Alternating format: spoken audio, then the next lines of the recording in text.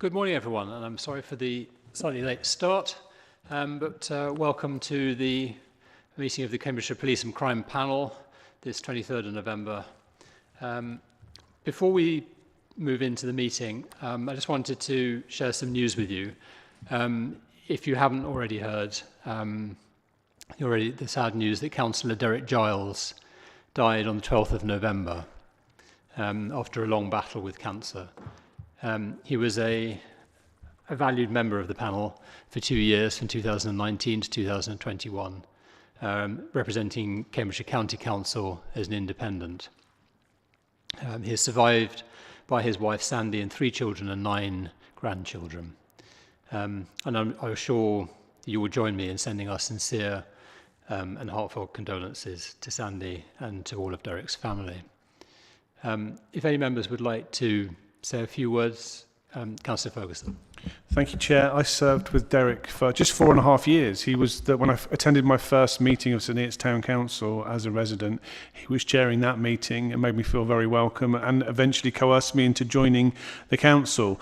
And across 4.5 years, I've served with him at Town Council, where he was one of my predecessors as mayor, at County Council, when he was my immediate predecessor as chair of County Council, and while we didn't always get on and we disagreed about a few things, without Derek's support, I don't think my own political career would have taken off. My favourite thing about chairing the county council is seeing everybody voting along kind of party lines and watching Derek at the back voting always for the best deal for his constituents. And so you could never predict what he was going to do, and he was always interesting, always vocal. And I think that St Neots, Huntingdonshire and Cambridgeshire are much better for Derek's contribution.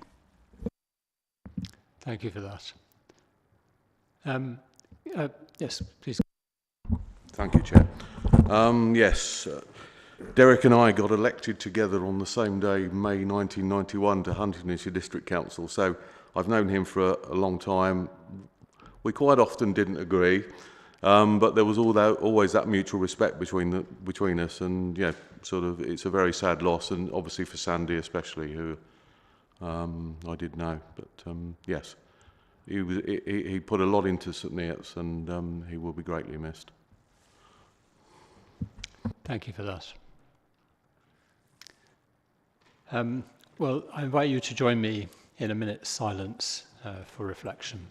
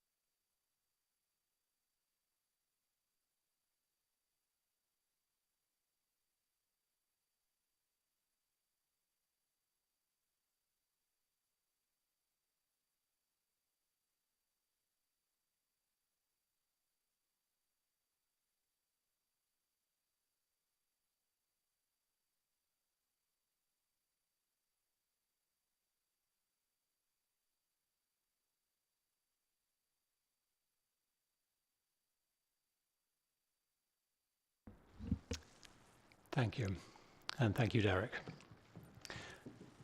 Okay, so moving on to the agenda. Item 1, apologies for absence. Thank you, Chair. I've had apologies from Councillor Count, Councillor Hart and Councillor Alley. Councillor Gilderdale is due to join us after lunch. Councillor Dennis Jones is attending as substitute for Councillor Alley. Councillor Connor, who's not here, was due to attend as substitute for Councillor Count if he does actually turn up to the meeting. Thank you. Thank you, Jane. Do any members have any declarations of interest they wish to make? I see none. So moving on to item 4, have we received any public questions or statements? Sorry, skipping over the minutes. Do any members have any comments or corrections to make to the minutes? Are you happy for me to sign them as an accurate record of the last meeting? Thank you. Do we have them? Should I sign them afterwards? No. Okay. Okay, so moving on to item 4, do we have any public questions or statements? Thank you, Chair. No public statements or questions received. Thank you. So moving then on to the first substantial item of the agenda, the constabulary budget considerations. Commissioner, would you like to? Excuse me, Chair. Matthew Warren, the Chief Finance Officer, is currently en route. He had a fire authority, I think it was a fire authority meeting just before. So if we could take the next agenda item first, and then he'll have time to have landed. Thank you. Yes, absolutely. Okay, so we'll move on then to item number 6, criminal justice and community safety arrangements. So, Commissioner, can I invite you to introduce this report? Thank you. Thank you, Chair, and good morning to the panel. Chair, if I may, at the last meeting there were a few questions asked of me which weren't formal actions, but I endeavoured to take them away and come back. So I'll briefly just run through a couple of points. When talking about the heat wave and the extraordinary demand on policing, I commented that the police service nationally is often the service of last resort. Just to update the panel on that, you may have seen in national media recently comments by the Commissioner of the Metropolitan Police around some of the incidents and demand on policing, which aren't necessarily crime demand. Notwithstanding that, my personal view is this: the primary function and role of the police is to preserve life and limb. So this is a very difficult area when it comes to some of those mental health issues that police spend so much time dealing with. Having said that, just to update this panel, there is in fact a productivity review taking place, directed by the Home Secretary, and it's been taken place by Sir Stephen House. Not sure when that's reporting in, but that will be looking at some of these issues nationally. Secondly, there was a question around the performance data. Particularly this is in relation to crime trends and where we're taking our baseline. The baseline that we are looking at is June 2019. So that takes out the COVID era where we saw crime figures skewed totally for one reason or another, which I'm sure we'll all understand. I think June 2019, we're looking at the start of the then Prime Minister's, Boris Johnson's time in office. So that's the baseline, and that was agreed nationally. Moving swiftly on, there was a question asked around detainees in Cambridgeshire, people who have been arrested and gone to our custody suites, and the number of visits by our independent custody visitors. The answer to that is we have around 10,000 detainees last year, and there was around 150 to 200 ICV visits. Having been out with them myself, what I can say, they normally only speak to 2 detainees, only 1 visit, but it's quality, not quantity. They spend a long time there speaking to staff and the visitors, so I'm reassured. And these are obviously unannounced visits as well. I'm reassured that that's an appropriate number. And lastly, and I'm possibly preempting Councillor Bradham, the domestic homicide review. That's ongoing. There will be a consultation in early 2024. Opportunity to fill concerns that we have. Sorry, can I just interrupt you? There seems to be a problem with your microphone. I just wonder if we could swap microphones over.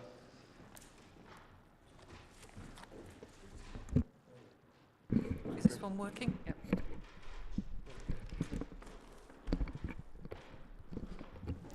And actually, the points you've just raised remind me that actually I think we as a panel should perhaps have a standing item on the agenda to review recommendations and actions from the previous meeting, so that we do have a proper slot to discuss the points that you've just raised. So can I propose that to the panel, that in future we have a standing item at the beginning of the agenda, which is to review recommendations and actions from the previous meeting? Do I have a seconder for that? Agreed. Thank you. Yeah. Any objections? No, so we'll carry that as a recommendation for the panel in future. Thank you. Commissioner, please continue. Chair, I'm grateful. Perhaps not my usual style, but we do have a very packed agenda and some really important, significant things to discuss.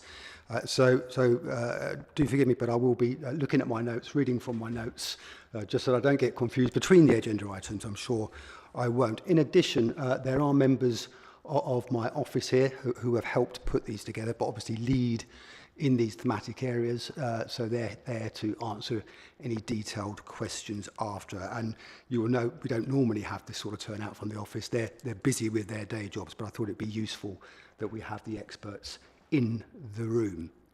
So, criminal justice and community safety arrangements. So this part of my role really is the heart of the police and crime plan. The 5 strands: putting communities first, crime prevention, supporting victims and witnesses, and robust enforcement. And the levers in the partnership arena are different from policing. Not a specific holding to account role. I don't hold those other agencies to account. But there are duties which the Police and Crime Commissioner has, and powers around cooperation, particularly around community safety partners and working with criminal justice partners. Ensuring that arrangements are in place to ensure an efficient and effective criminal justice system.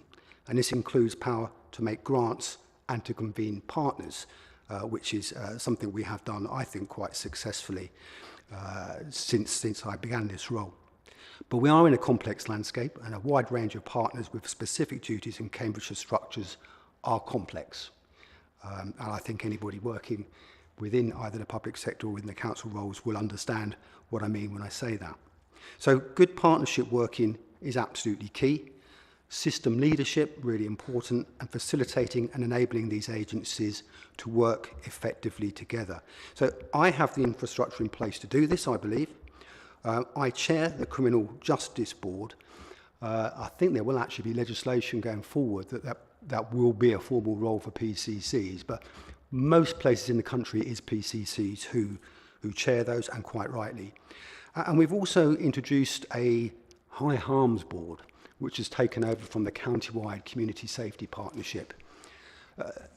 I'm grateful to partners in discussion that I think we now have a well-performing board focused on outcomes, not just receiving presentations, but focused on outcomes, getting things done.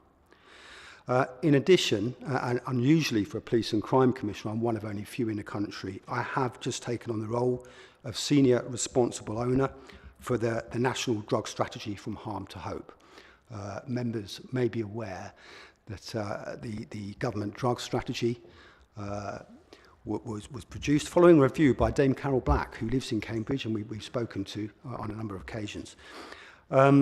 This is a really good piece of work, this strategy. It's welcomed by practitioners and strategic leads who have expertise in this area, and currently also has a commitment of some significant investment as well. But one of the provisos from government is that we need, obviously, a senior responsible officer with some other things in place as well. We're in a good place in Cambridgeshire, and that's a role I'm happy to take on, given the very significant harm that drugs do to our communities. So my team support me in full in these roles, working with partners to ensure these board structures function effectively. And the Criminal Justice Board helps improve the efficiency and effectiveness of the criminal justice system. For instance, Cambridgeshire are national leaders in case file quality. We are number one in the country when it comes to the quality of the case files presented to the Crown Prosecution Service. I'm also pleased to announce that we have the Cambridgeshire sitting judge who has just agreed to become part of that board. Surprising to some, but actually quite often they don't in other areas. But due to a good relationship, we have managed to do that, which I think is a real positive. I've mentioned the High Harms Board. There is a focus, a real focus. Previously, this was around 13 or 14 thematic themes brought to that board. That's too many. You've got strategic leads round the table. We need to drill down on those things that cause most harm. So those are drugs, serious violence, violence against women and girls, and serious organised crime. And I was concerned that sometimes this might sound a bit policey to some of our partners, but when you drill down into those, they're actually all pretty much connected. You know, this is all around the things we need to do around prevention and intervention, quite often span across those themes: drugs, serious violence, domestic abuse, sexual violence, they're often driven by the same things, so it needs the same solutions. Community safety partnerships have a key role to play in enabling partners to work together to tackle local issues. I think I've mentioned to members before that this is an area that I have been really, really keen to be involved in, supporting our community safety partnerships. They're a statutory responsibility for each of our council or district areas. And I've said this, and I'm not going to talk about our specific ones, but I think it's been well noted that nationally, the performance of CSPs, community safety partnerships, is variable, and they work in different ways. And for me, I believe that those high harm crime types that I've just spoken about, we have some really good structures and some really good working practices in place in our county. But sometimes some of those other areas that impact our communities, antisocial behaviour, quality of life issues, perhaps there was a gap, and that's the gap that I wanted to fill. So I'm really pleased that we now have put some significant funding and reinvigorated our CSPs. And I use that word because I have regular meetings with the chairs. We funded problem-solving posts because it was often said we don't just have the resource. These are people from statutory agencies, but no one actually employed to do the work. So I funded those, and they're up and running, and we're getting some really great feedback and some really great examples of some of the work they're doing. But I also recognised that we needed a fund behind it to kickstart some projects and to do some things in those local areas to make our communities feel safer and deal with local problems. And that's ongoing. So that's an area that I'm really pleased that we've had some impact. So the new Save for Communities Fund, which I mentioned, is enabling those community safety partnerships to fund local initiatives, providing a swift response to issues, as I say, like antisocial behaviour, road safety, bike theft in Cambridge, which we've seen significant drop in, and things like fly tipping, often seen as police problem, council problem, whose problem. The residents don't care whose problems, they just want it dealt with. So this is part of those CSP roles as well. So that's an outline. You've had the paper, and I'm very happy to take questions. Thank you, Commissioner. So, members, do you have any questions or comments? Councillor Bradnam. Thank you, Commissioner. Appreciate your report and your summary. You mentioned that the problem of police being used as a service of last resort, and I wondered, you've outlined some things, but I'm just wondering how you're planning to deal with that issue of police being used in the last resort, when actually many of the issues that you're dealing with relate to health and mental health. Have you thought about how you're going to handle that? Thank you. So, thank you, Councillor.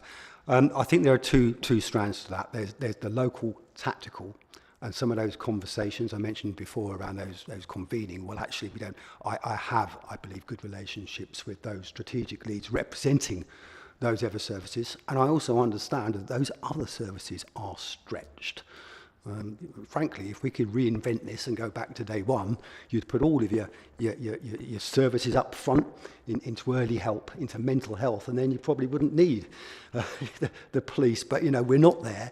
So that's the local sort of tactical, those discussions with colleagues, you know, on issues around young safeguarding concerns, you know, where does that sit with social care and policing, mental health, where does that sit? But there's also then the strategic, and as I say, this is now with government, it's with Sir Stephen House and that productivity review, because I think, you know, ultimately we won't solve this in Cambridgeshire. You know, this needs a government response, and ultimately looking at those services across the piece as to, you know, actually where the investment should be and where, if any changes should occur. Thank you, Commissioner. And indeed, what I'm mindful of is this is bigger than just Cambridgeshire, and also, of course, it affects our paramedics as well, and of course fire as well. You know, they are also ending up spending a large amount of time dealing with things that are not either fire or people needing to get to hospital quickly.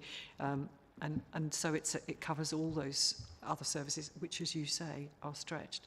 So I suppose my follow-up question would be, and do you believe that the government has that in its sights to deal with that in a sensible way? I can assure you, Councillor, that the Home Secretary has it very, very much in her sight on account of the fact that as a group of police and crime commissioners, that's the very first thing that we talked about with her.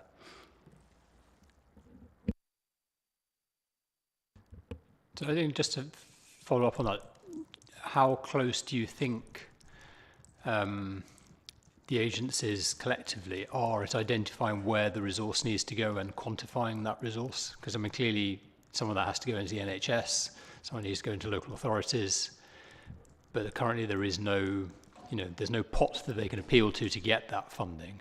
So where's the work going on to try and build the business case for that?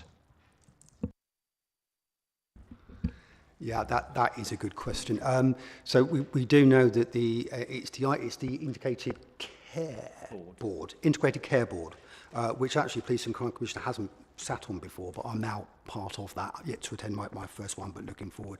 That's doing some work across the system in Cambridgeshire to look at that demand.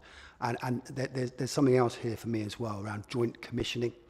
In reality, quite often commissioning is done in silos. Be it by probation, be it by police and crime commissioners or mental health.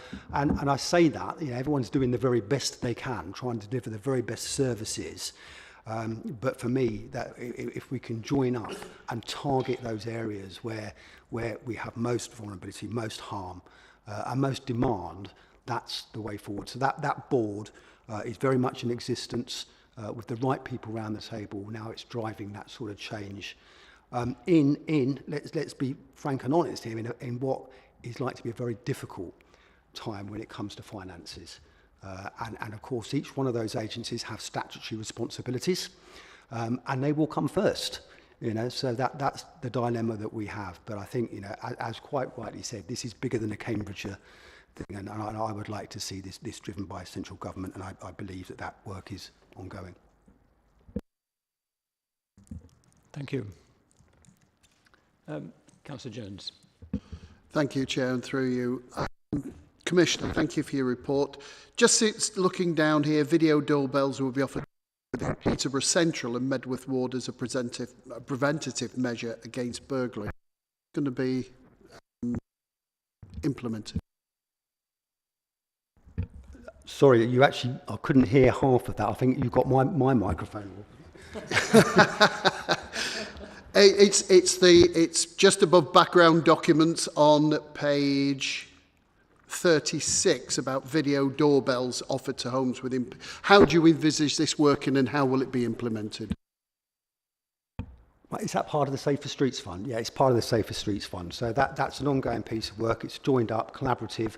That was a bid to the Home Office. That's ongoing. There was an operation in Peterborough supported by the police to actually physically do this. I haven't got an update on Peterborough, but I know we did a very similar thing with a Safer Streets Fund in Cambridge, where elderly residents were given extra security in relation to dwelling burglary. But what I can say is this. We talked about performance figures going back to 2019. Dwelling burglary is an abhorrent, awful, shocking crime. I know because I've been a victim myself. I believe that the current figures show that we have a 46% decline in that crime type. So some of these things are working. It's not just about the prevention. I think there's something about changing lifestyles and criminals. When it comes to dwelling burglary, it's actually a high-risk, low-gain crime. It not only is an abhorrent crime, but it's a bit of a stupid crime because the chances are you'll get caught for very little as well. So I think there is a change there as well. But it is being implemented. The funding is there. I don't have the detail, but I can certainly come back to you on that, Councillor. Councillor Bratton. Thank you, Chair. Thank you. And in fact, Councillor Jones has highlighted, perhaps inadvertently, something I wanted to ask about. Just on that page, of the 1, 2, 3, 4, 5, 6, 7, 8 bullets of actions that are being taken. 3 of them are in Peterborough. And I just wondered, how is the Police and Crime Commissioner ensuring that you balance spending and investment on initiatives in Peterborough, as itemised, and in, for example, Cambridge City, or indeed anywhere else in Cambridgeshire? I noticed the first one of those on the top of page 36 relates to Peterborough and Fenland. But I'm just wondering, how are you ensuring that your investment is in proportion to the need? Thank you. Thank you, Councillor. That is a good question, and there are a number of different components and parts to that. We talked about Safer Streets Fund. This is a government initiative of funding, and there were some set criteria around that. So you had to look at some of the demographics, crime, deprivation, etc.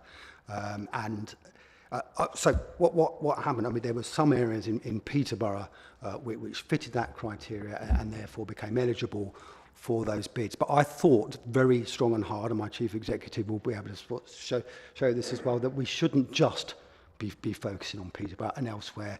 And I'm very pleased, I think Councillor Tierney is here, that Wisbech got some funding from that as well. So that was the Safer Streets. When it comes to other commission grants and funds, I just talked about the community safety partnerships. They all have the ability to bid into that fund, regardless of the demographics, deprivation, etc. If it's a good thing to do and can be evidence, then we will do it. South Cambridgeshire at the moment is receiving money through they've got the post and they're receiving money as well. And when it comes to my individual grants, Nikki is with us today, head of commissioning and grants.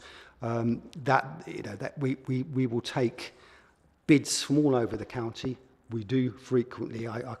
Every single one of our council areas, district councils, is receiving funding. But for me, the CSPs are really key to this, driving that, and that's where we put a most significant investment.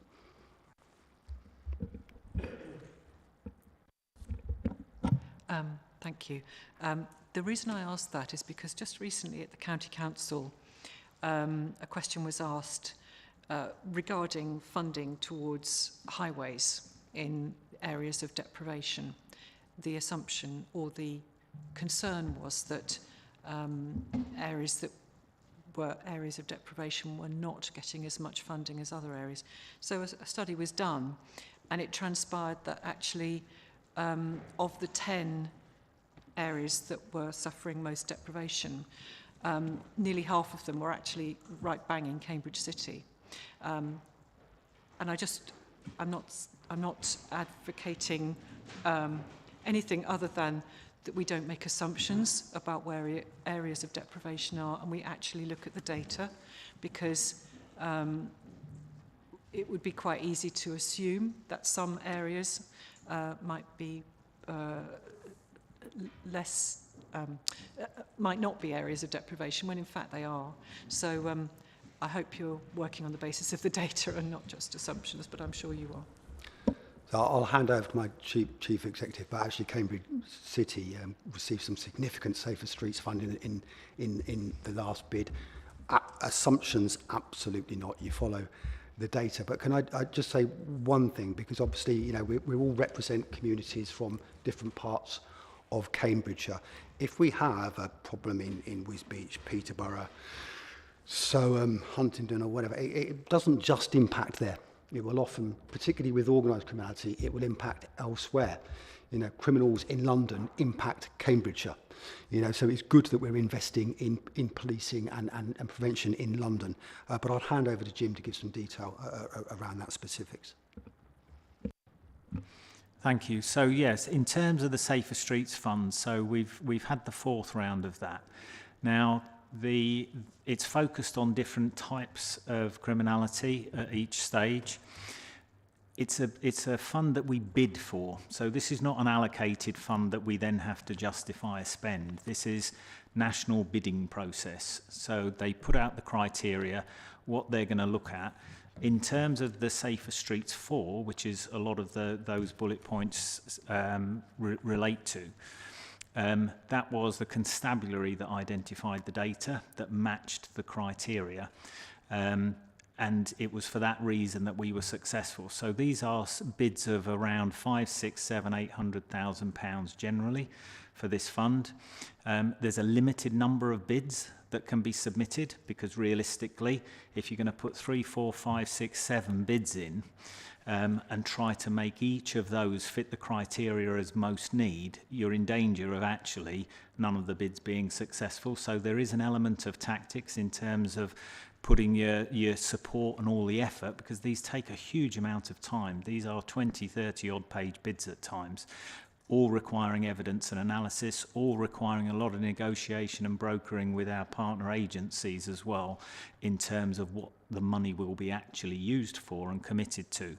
And on this particular one, Safer Streets 4, it was very, very clear, because, and we did have discussions with all of the CSPs around this, because quite clearly any CSP would want 5, 6, 700,000 pounds worth of preventative money coming into their area. But it has to be done on the data, because if it isn't done on the data, when we submit the bid, it won't stand up and we won't get any money, which did actually happen to some areas. They got nothing.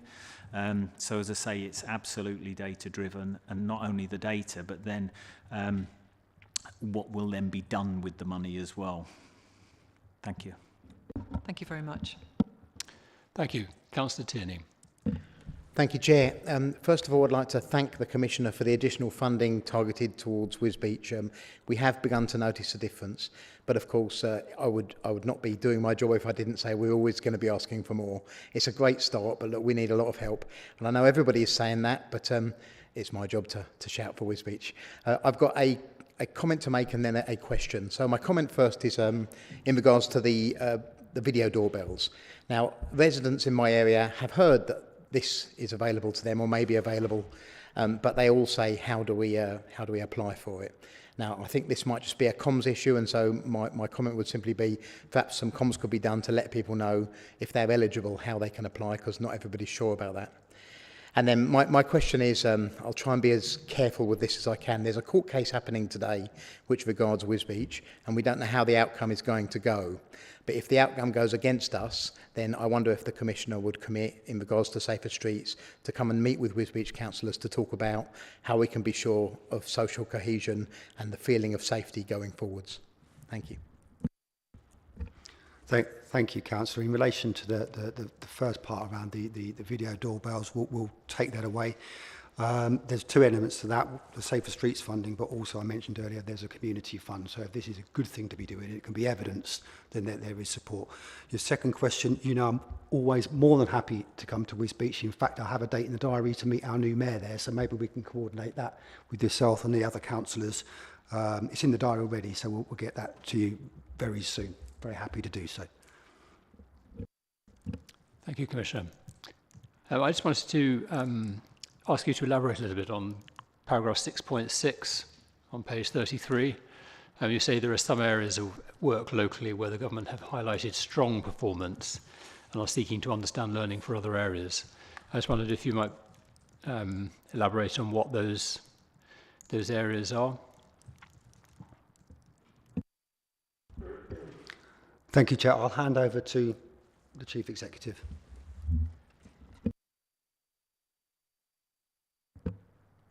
Thank you. So, yeah, the criminal justice dashboard has now been running for, I would think, probably 6 months or so. And what that does, it produces a whole load of data about the organisations right across the piece. And it does demonstrate disparities in outcomes in terms of process. That's one of the, whilst it's now public data, it wasn't formally. And so so we did receive the data and were able to start working on aspects. So that's one of the reasons that the Cambridgeshire file quality is now best in the country, because it was flagged as not being that good. And so resource has been invested into that. Of particular concern would be certainly the rape and serious sexual offences outcomes data. Now, I haven't got to hand the exact figures, but they are incredibly low and have been publicly reported as being incredibly low outcome rates in terms of those offences. Even the best in the country are pretty poor, and so consequently it's looking for those areas that are doing better than we're doing. So there is a national initiative in terms of investigating and then the court process around rape cases that we have now started adopting. There were pilot areas for that, and we've started adopting those. So really it's about, as with all the sort of benchmarking data on all aspects of performance, it's looking for the areas that we are not doing as well as we should be, and finding the areas that are, and then learning good practice from that. And this takes place on this agenda, but across most of different policing. So at some point we're going to come on to the 101 call handling, and similarly the constabulary have been going to look at areas that have better performance than us to see what they can learn from that. Thank you, that's very interesting, thank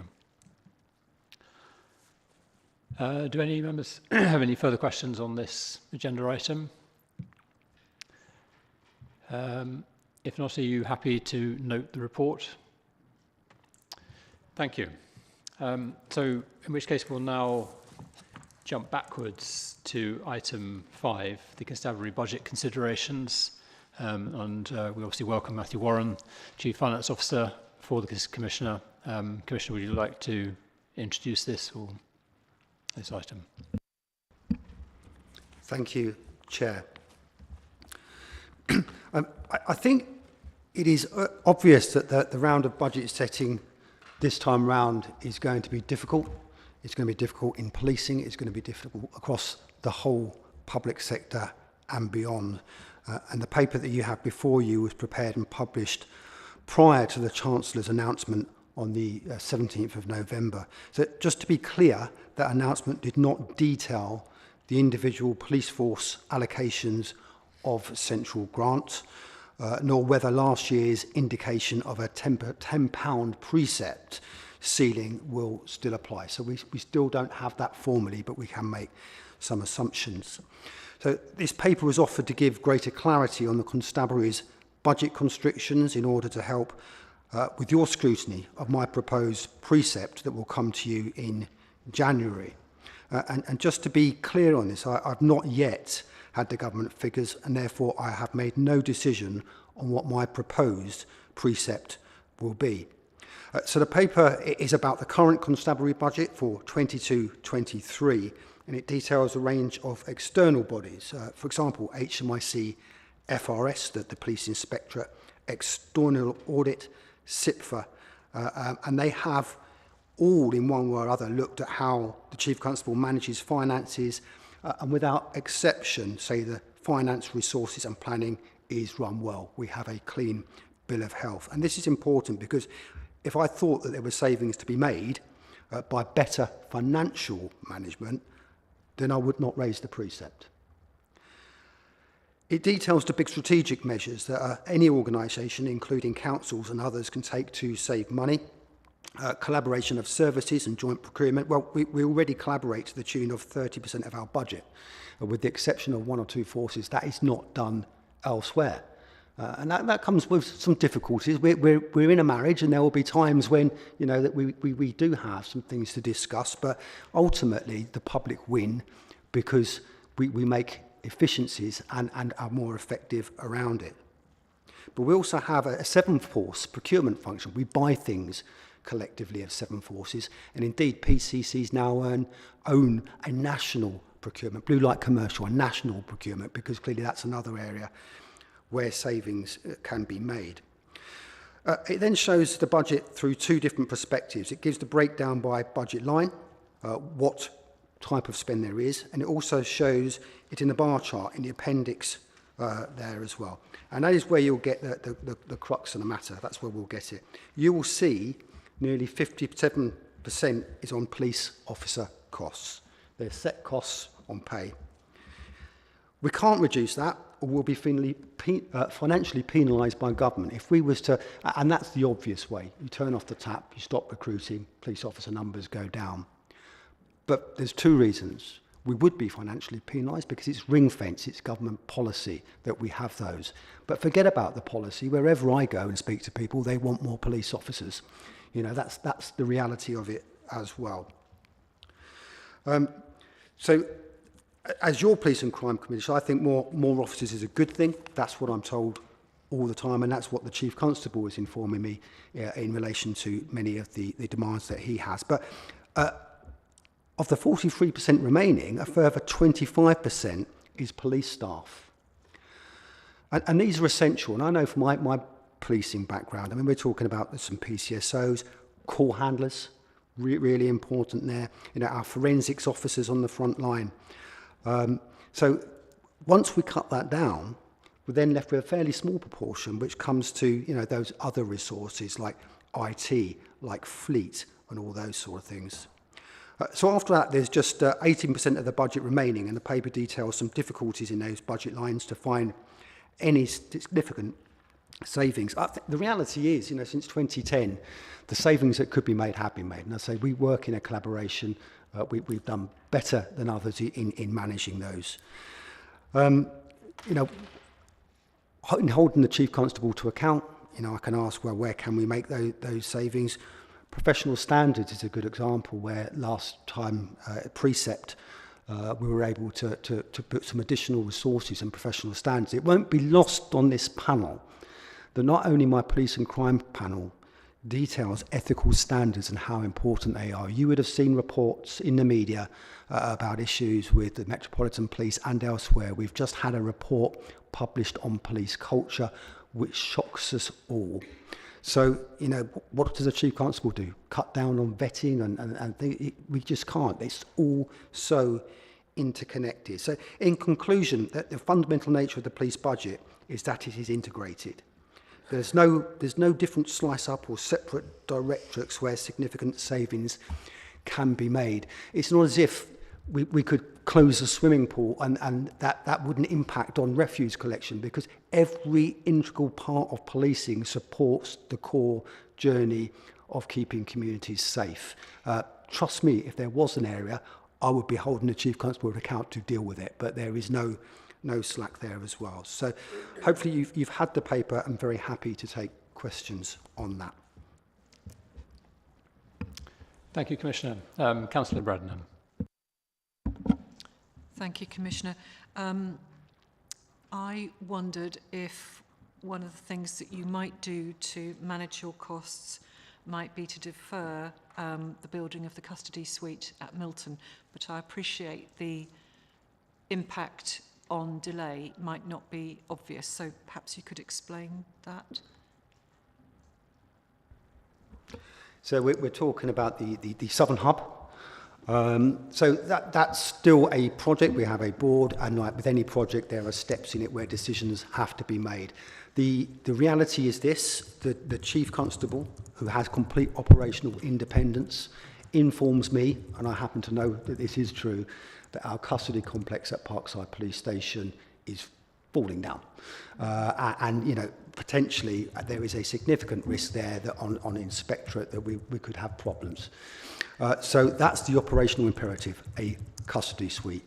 How we best deliver that is part of the process that we're going through at the moment. You will be aware, and it's in public knowledge, that at the moment we're still waiting on archaeology results, etc., before decisions can be made. But I am acutely aware, and that's at the very top of my to-do list in discussions with the Chief Constable around the operational necessity and then the financial management. But there's not much more I can say on that at this moment, because that is still going through a sensitive sort of negotiation.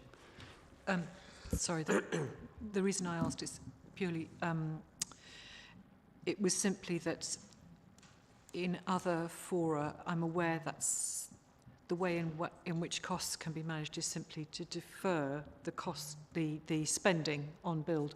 But I understand your constraints at the moment with regards to archaeology, etc. But I just wondered if, for example, you might be unable to delay, because if you delayed too far, you'd lose your 3-year window on your planning approval. I just wondered how things were playing out with regard to that. Thank you. Chair, I'm happy to come back on some of those things. I do have some answers, but not of all of them will be in the public domain for obvious, commercial reasons as well. But the one thing that is important is that that's a capital cost as well. So very different from a revenue cost when we're talking about Home Office grant allocation and precept. I wouldn't be able to use that to pay for more police officers. My Chief Finance Officer is here. Is there anything more that you can add to that, Matt? Thank you. Good morning, everybody. Yes, so effectively, as the Commissioner has said, actually there would be capital investment and effectively, so not what we're talking about today really, which is around your revenue costs going forward. There would be an impact, the impact of borrowing on the revenue budget, but in proportionate terms that would be very small. I think the key consideration is, as the Commissioner said, actually we need to ensure that actually that scheme is right moving forward. And the cost envelope of that is something that's still being considered. So I think in terms of reassurance, as a team, we're working on understanding the real figures. So just on that then, have you, because I seem to recall you'd drawn down some of the loan for that, presumably at a low interest rate. So that's good. But are there future drawdowns that are going to be at a higher interest rate than you originally budgeted? And that's part of the consideration, Chair, in terms of what that looks like in terms of the future financing costs of that scheme. So that is being worked through, as the Commissioner says at the moment. And again, because of the commercial nature of it, we need to obviously safeguard that. But that's what we're working on. Absolutely. Thank you. Councillor Scott-Warren. Just my question with this is looking at the capital spend and the cost effectively, looking at making sure the estates are more cost effective and looking at how we can make sure that all of our estates are being cost effective, looking at the capital expenditure to the savings that we're going to make to making our estates more effective so we can put our resources into better policing. What work has been done on that? So, thank you, Councillor Warren. There is an estate strategy, and this is a constant area that's being looked at, and we do have regular meetings with the Constabulary and the Chief Constable to discuss estates. Both, I think you're alluding to, clearly there's two things to look at: their best use of our estates, and then how do we make them more cost effective. There's always been, when we're looking at our estates, that clearly, one way to release capital is to sell. You to sell things that you don't need. Clearly, it won't be lost on people here that for me, there's obviously the financial imperative, and the running of an effective and efficient police force by the Chief Constable is the most important thing for our communities.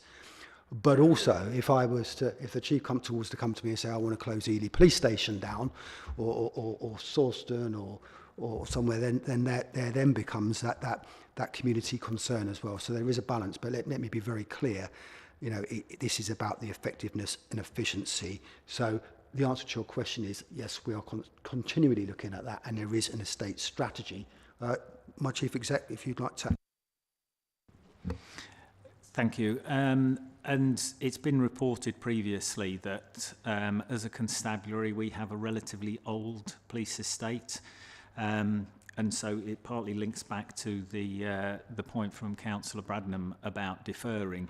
I think there's a strong possibility that if we were to look back over the last couple of decades, a number of things have been deferred, but we're getting to the point where how long can you keep deferring, particularly when you've got the net zero agenda as well, because quite clearly the older police buildings are much more difficult to get to that net zero, and there's a constant, and this will be happening right across the public sector, reviewing the overall value for money, if you like, of upgrading and modernising the current estate as opposed to, to try and get it to net zero as well. And there's a significant piece of work just started across the public sector within Cambridgeshire to look at the whole public sector estate, just to really see what can be done in terms of best use across organisations. Thank you. Councillor Hogg. Thank you, Chair, and through you.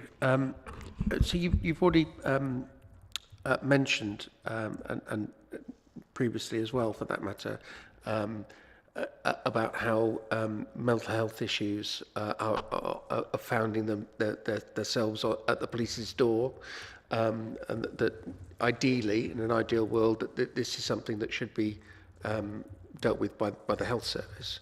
And in fact, you've gone, but it's very difficult to kind of quantify what that effect is and what impact that actually has on the police force in terms of financial aspect. But you've taken the step of having mental health nurses at the call centre whose role is to deal with calls coming in of that nature. It seems to me that is quantifiably something that should be dealt with and paid for by the National Health Service, and it is easily quantified and easily demonstrated that it is purely activity that is based around health. Is there a way of being able to cross-charge that expense to your budget to the health service? Excellent question. The answer is no. And it's not one that I haven't asked on several occasions and to several people.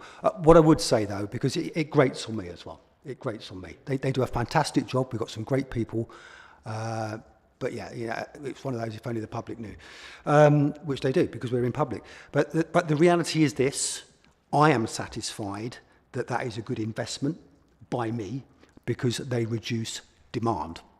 In effect, what we find is quite counterintuitively, because I spent some time with these nurses, there are occasions where they're telling police officers, walk away from someone in mental health crisis. Now, intuitively, for a police officer who is not an expert, would be saying, I can't do that. But actually, so it is reducing demand. But coming back to your question, this forms part of that wider government discussion on where resources should be to cut demand. At the moment, I can't build the NHS for that, no.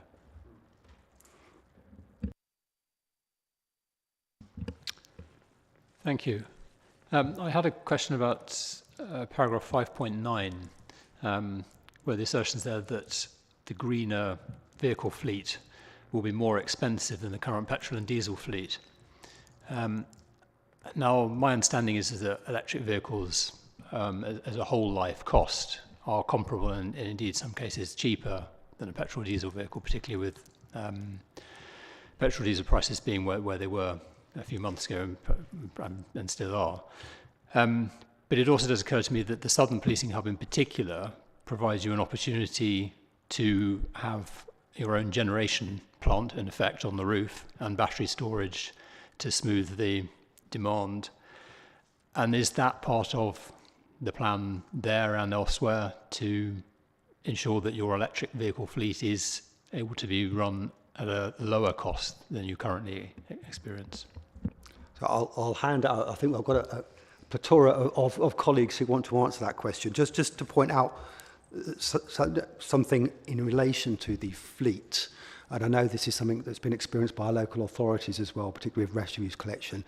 At the moment, there doesn't seem to be any vehicles out there that can do some of the jobs that policing need to do. Armed response because of the weight of the stuff in the car. Roads policing because they do 300-400 miles in any one shift. So we're still waiting for the technology to move on in some of those areas, and I know that others have having those issues as well. But I'll hand over to my CFO, if I may. Thank you, Commissioner. So, yes, absolutely. In terms of the new Southern Police Station, we are looking at everything from a sustainable perspective, and there are conditions, obviously, around planning, that there are some changes to those conditions as well, without going into the detail, that obviously emphasise the fact that it needs to be a sustainable building, including such like energy generation. The challenge is obviously all that comes at a cost again, so that's part of the whole review of the entire scheme, if you like, and where we find ourselves at the moment in terms of that moving forward. In terms of cars, the capital outlay at the moment is still slightly more than a conventional, and again, it's getting that balance. When does that become the right time from an operational perspective to move down the route more aggressively? Thank you. And just to add, of course, that 200 extra officers over the course of the Uplift programme, many of which won't yet be driving because they're still in their earlier stages of training.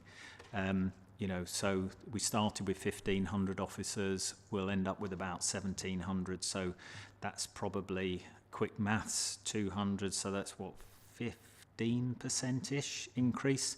You know, so there's no point having all the officers if they can't get about, given that we're a rural county as well, so that's just an additional pressure on that transport budget. Can I just confirm that you are using leading energy consultants on advising on that, so you really get, you know, the best value and the most state of the art that you can afford for both the generation and the storage, in order to minimise your consumption of electricity off the grid for that? So it's two aspects. There's the fleet side of it, which is delivered through the Chiltern Consortium, which again, they're obviously looking from a national perspective in terms of the procurement power and such, like in terms of hybrid or electric vehicles. And then the other side is actually around locally. We've got a firm, we have got a firm of consultants that were working with us in terms of the whole sustainability picture, and they're working closely with Jackie now, formerly Colin, to ensure that actually we understand as a collective where we need to go as an organisation. Thank you. Councillor Bradnam. Thank you. Sorry, Councillor Hogg, was your hand up No, first? no, it's fine. You definitely before Thank me. you. Okay. My hand is up, yes.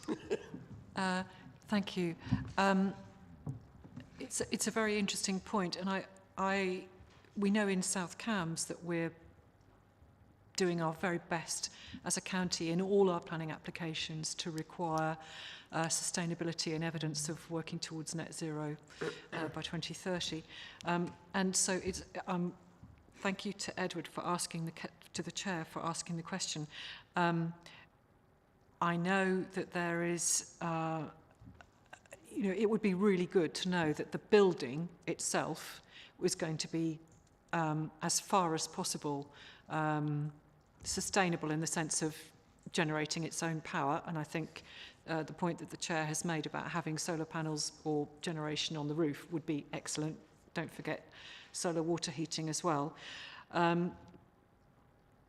because it will be actually, by the very nature of it, quite a big footprint building.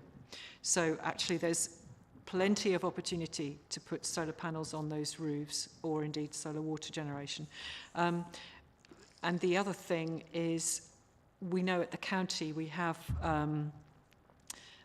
excellent advice from a company whose name I can give you, who are looking at the combination of things like generation on park and rides. We know we have one right next to you, but also the constraints that have existed for some years on the actual grid capacity. And so having a sink for the power generated, in other words, a building that needs to use power, would be quite useful. And since you're right next door, it would seem really sensible to get together with the county energy provider to be thinking about, for example, I mean, we as a county are thinking about on all of our park and ride sites putting in solar panels. So we've already started at Babraham. So I know we have one at St Ives as well. So it would be a really good idea to actually look at combining across the county and yourselves with regard to generation at the park and ride and use at the new custody suite. I know these things have to fit together in terms of time, but that would seem to be a really good idea to actually work together on that. Can I suggest that that's something that you might pursue and take forward, and I can give you the name of the people who you need to contact with that if you'd like. Yeah, very happy. And to be clear, sustainability is very high on my agenda as well. Obviously within the boundaries of affordability, but absolutely get that. And so very happy to have that discussion, Councillor. Thank you. Councillor Hogg. So very pleased to hear that the new Southern Hub has got sustainability at the heart of its design in terms of looking at electricity and possibly battery storage. I just wanted to ask the question, are we also looking, you've already intimated that our current portfolio of buildings is a bit old in its tooth. Are we looking at the possibility of retrofitting solar panels to the rest of the estate, especially with the increase in electricity costs? That's kind of flicked to make it much more worthwhile, that kind of exercise. And even if electricity costs do come down, it does provide us with a security of knowing that if there is any future fluctuations in electricity price, that we are protected from those because we're in a position of making our own electricity. Thank you, Councillor. Before I hand over, and we do have a sustainability strategy now where I push the constabulary to adopt the same sort of ambitions as our local authorities. So that's where we are now. I'll hand over to Matt just to give a detailed response for me. So, as through the chair again, we've done a piece of work that needs to inform the strategy. So actually looking at our baseline data to understand actually what we're using at the moment, because that's a good place to start. And obviously then we can start to target those worst performing, if you like. And what the constabulary are now looking to do through the strategy is come up with a plan of action. And it may include solar, but it will be a mix across the board. And I suppose in time it would be helpful for us to share that information through the police and crime panel. They've just done that piece of work, though, the baselining, so it's got some months to go to form some detail. But yeah, more than happy. Okay, that's useful to know. Councillor Tierney. Yes, thank you, Chair. As usual, I'm going to say the thing nobody else says. In regards to the replacement of vehicles with electric vehicles, I'm glad that technology has not yet reached the point where you can rush ahead and do this. And I'm glad because I think it's crazy to throw away perfectly good vehicles and replace them with hugely expensive vehicles that require rare earth minerals to make, that are going to run out, and that are almost always entirely powered by fossil fuels that provide the electricity. So whilst I'm absolutely in favour of affordability and sustainability, I do think that it's a crazy plan to do that replacement. I'm glad we can't do it. And all I would urge the Commissioner, because I'm aware that pressure from every direction is on moving towards net zero, but I think that in the next few years the net zero fantasy is going to hit reality, and it would be a real shame if you'd spent huge amounts of public money on replacing cars only to have to then switch them all back. So I would simply urge caution and care, and I know you're going to do that anyway. I'm aware of the pressures that are on you, and I understand why they're there, but just tread carefully, which is all I would say. Thank you. Thank you, Councillor.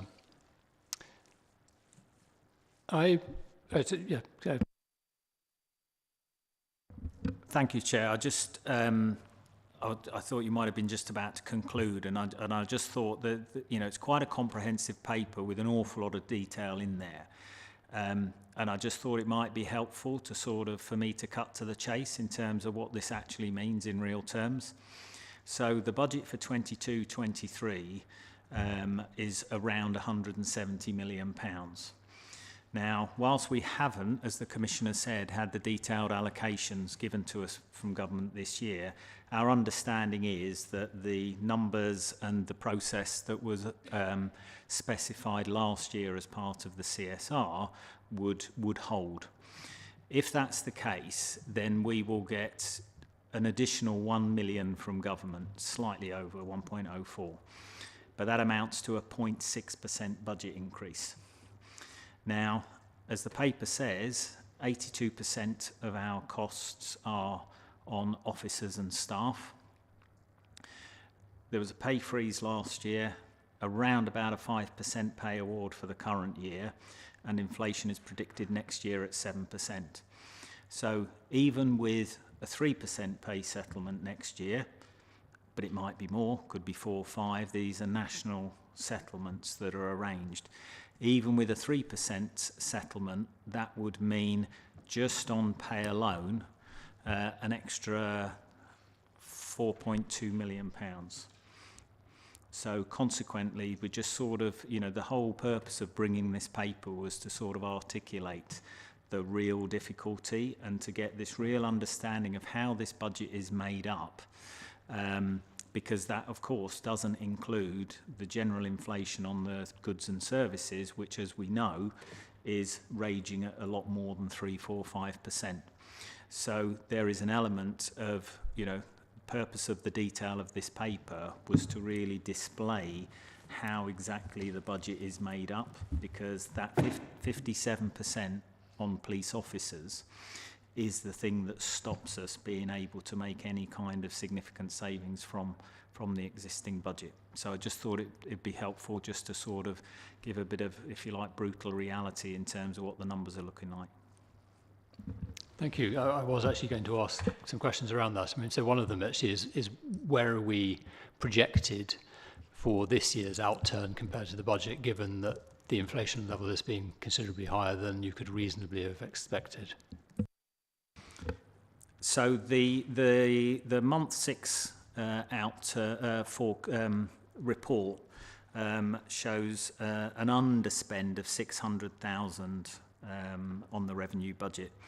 I haven't got the breakdown of exactly what that is attributed to. I know that there are a number of areas where police staff vacancies are contributing to this, and major or a significant part of that is we are carrying additional vacancies at the moment, both because of the job market, but also because the whole recruitment and vetting process has been prioritising uplift.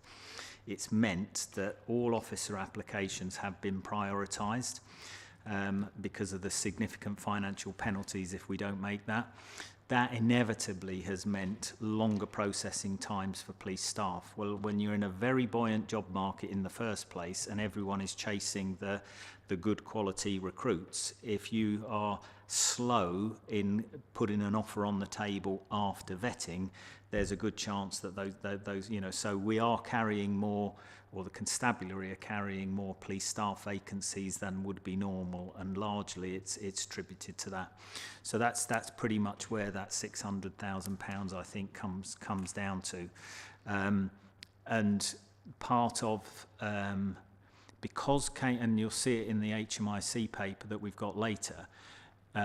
For the money that Cambridgeshire get compared to other forces, they have more police officers. Well, that has to come at the expense of something, and it comes to some extent at the expense of fewer police staff posts on the books in the first place.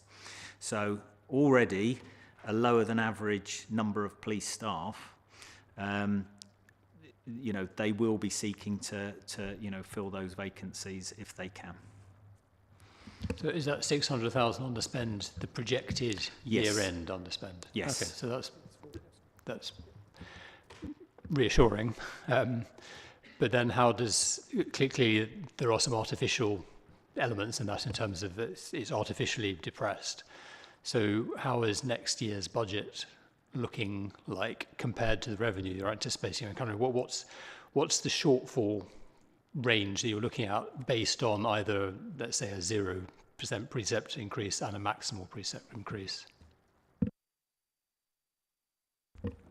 So at the moment, the next year's budget is based on taking the precept increase of £10, and the gap at the moment is £1.5 million, even by taking the full amount, and that's with a 2% pay award. So just to put some context, this is a really challenging period for the constabulary and for the PCC, and I've just had those conversations this morning, which is very helpful. You asked the question, Chair. So there is a challenge for the constabulary. They've got to find some money before we get to that point, and there are areas. So they're looking at things like their revenue contributions to capital. So going back to Councillor's point earlier, there are areas they can do now which won't impact at all on the operational delivery of the constabulary, but it does come with its challenges, and that's what they're working through at the moment. So by the time we get to December, we'll be able to give you more detail on that. So it sounds like you're having to do quite a lot of sensitivity testing around these unknown things like settlement, salary settlements and pension liabilities and all the other things that you're dealing with. So And pay obviously is the key consideration here. Really, when you look at the context of the budget, you know, a huge proportion, 4/5, if you like, is pay related, and clearly what government are trying to suggest is that pay inflation will be kept to a minimum of 2%. Well, we know the reality of the situation, that may turn out to be something different to that. So that's where obviously the sensitivity comes in and the risk. I wonder if you could also just expand a little bit on, in 5.14, you talk about the continued enterprise strategy to generate income. I mean, what is the scope there? Is it significant?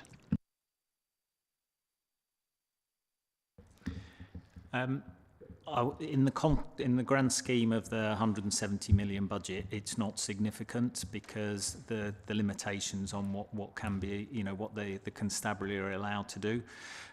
That said, it is picking up some momentum. I think it's probably too early for a report on that, and there are some commercial sensitivities around that as well because of the nature of, you know, generating income from an enterprise strategy. But it's, from what I've seen, it's not going to be materially affecting the constabulary. You know, they are not in a position to set up a training company that's going to generate significant income. You know, there are things where they are looking for the opportunities, and so there are some intellectual property that the constabulary has that they would seek to sort of license, that sort of thing. But as I say, at this stage, it's certainly not running into the millions. Okay, thank you very much indeed. Unless there are any other questions from members, are you happy for the panel to note this report? Thank you. Okay, so now we move back up the agenda to item 7, which is the HMI Peel report and the 2 areas of improvement requiring improvements. Commissioner, if you'd like to introduce this. Thank you, Chair. I mean, hopefully that the panel will find the report self-explanatory. I'm mindful that the Chief Constable expects high performance. Having known him in post since the beginning of my tenure, I recognise that that's exactly what he is requiring himself of the constabulary. But as importantly, I expect high performance. And most importantly, the public expects high performance. So in holding the Chief Constable to account, it's important for me to look at those things in a broad context. No one wants a Chief Constable lurching resources every time something negative is reported on or found. You know, a level head in trying to deal with some of these issues, or thinking these through is actually key to, I think, into the successful outcome that we all want. Just to be clear, the Chief Constable runs the organisation. My job is to hold the Chief Constable to account for its entirety. And every one of the panel members in the various roles that they have done and do will recognise that good performance is not always about the money or the resources, but it can often be about the money and resources. I'm minded that Sir Tom Windsor, the previous lead at HMIC FRS, recognised this too. So I'm not making excuses, but I am looking at performance in a balanced context. Let me be clear, when this report came out, the 2 areas that require improvement, now there's goods, and there's adequates in there, but the 2 areas that require improvement were the bits that really concerned me, particularly responding to the public and, of course, the investigating crime. So I was very clear in my early conversations with the Chief Constable in my expectations around that. So what do we know? There are areas for improvement. I'll come on to those in a bit more detail, but overall so far, and this is important, it's not making excuses. Policing bunches itself together in a similar family group so that you can compare, you know, those most similar police forces when it comes to performance. Overall, this, believe it or not, this HMIC report is the best report out of our similar family group forces, and I think that that's in there as one of the appendices on the papers. Indeed, I think 3 at the moment, and potentially one more. 4. So there is 4 are in special measures.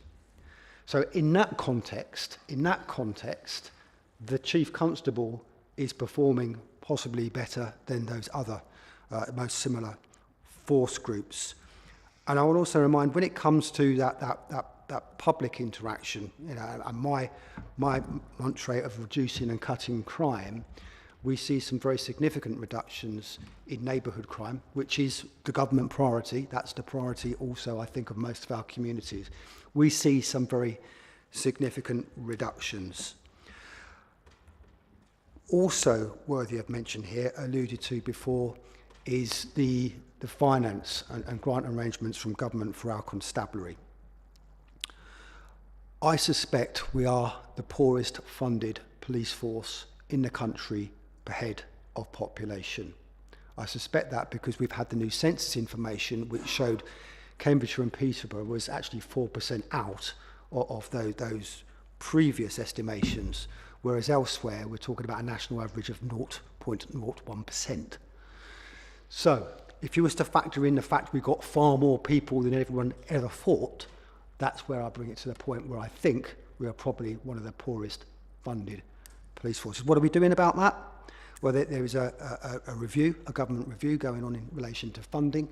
I have robustly lobbied for better funding, and I'm pleased to report that our members of Parliament have joined me in that quest of better funding for Cambridgeshire. So we have good performance in relation to crime reduction around neighbourhood crime.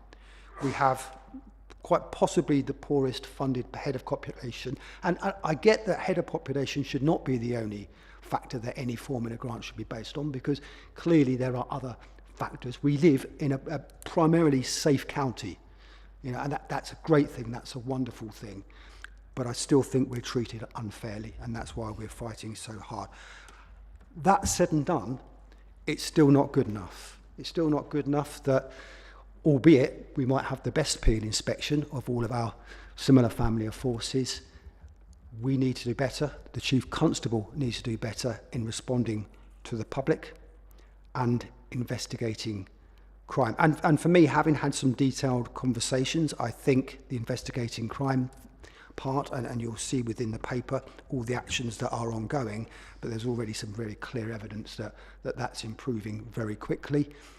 For me, probably more importantly, speaking to communities, is that responding to the public. You have the action plan in your notes here. This is top priority for me. We've held regular meetings, formal meetings in relation to improvement around this. And I won't take my foot off the gas, particularly when it comes to the 101. Time and time again, I speak to members of the public, residents, business owners who give me bad experience of 101. That will be replicated across the country, quite frankly, and we've seen a national survey recently. It simply isn't good enough. Having said that, we've talked about demand on policing going up, but it isn't. Most people, a lot of people, are contacting the police for the very first time in a very stressful situation. And to be left hanging and dangling around on a telephone, not knowing what's going on, is just simply not good enough. So I will continue to hold the Chief Constable to account for improvements in a 101 system, but cognizant of the restraints on the Chief Constable in relation to funding and resourcing. Happy to take any questions. Councillor Ferguson. So you probably don't need to hear this from me, but it's, as a local representative, I have a constant struggle in getting my residents to report crimes to the police because they think that they aren't acted on.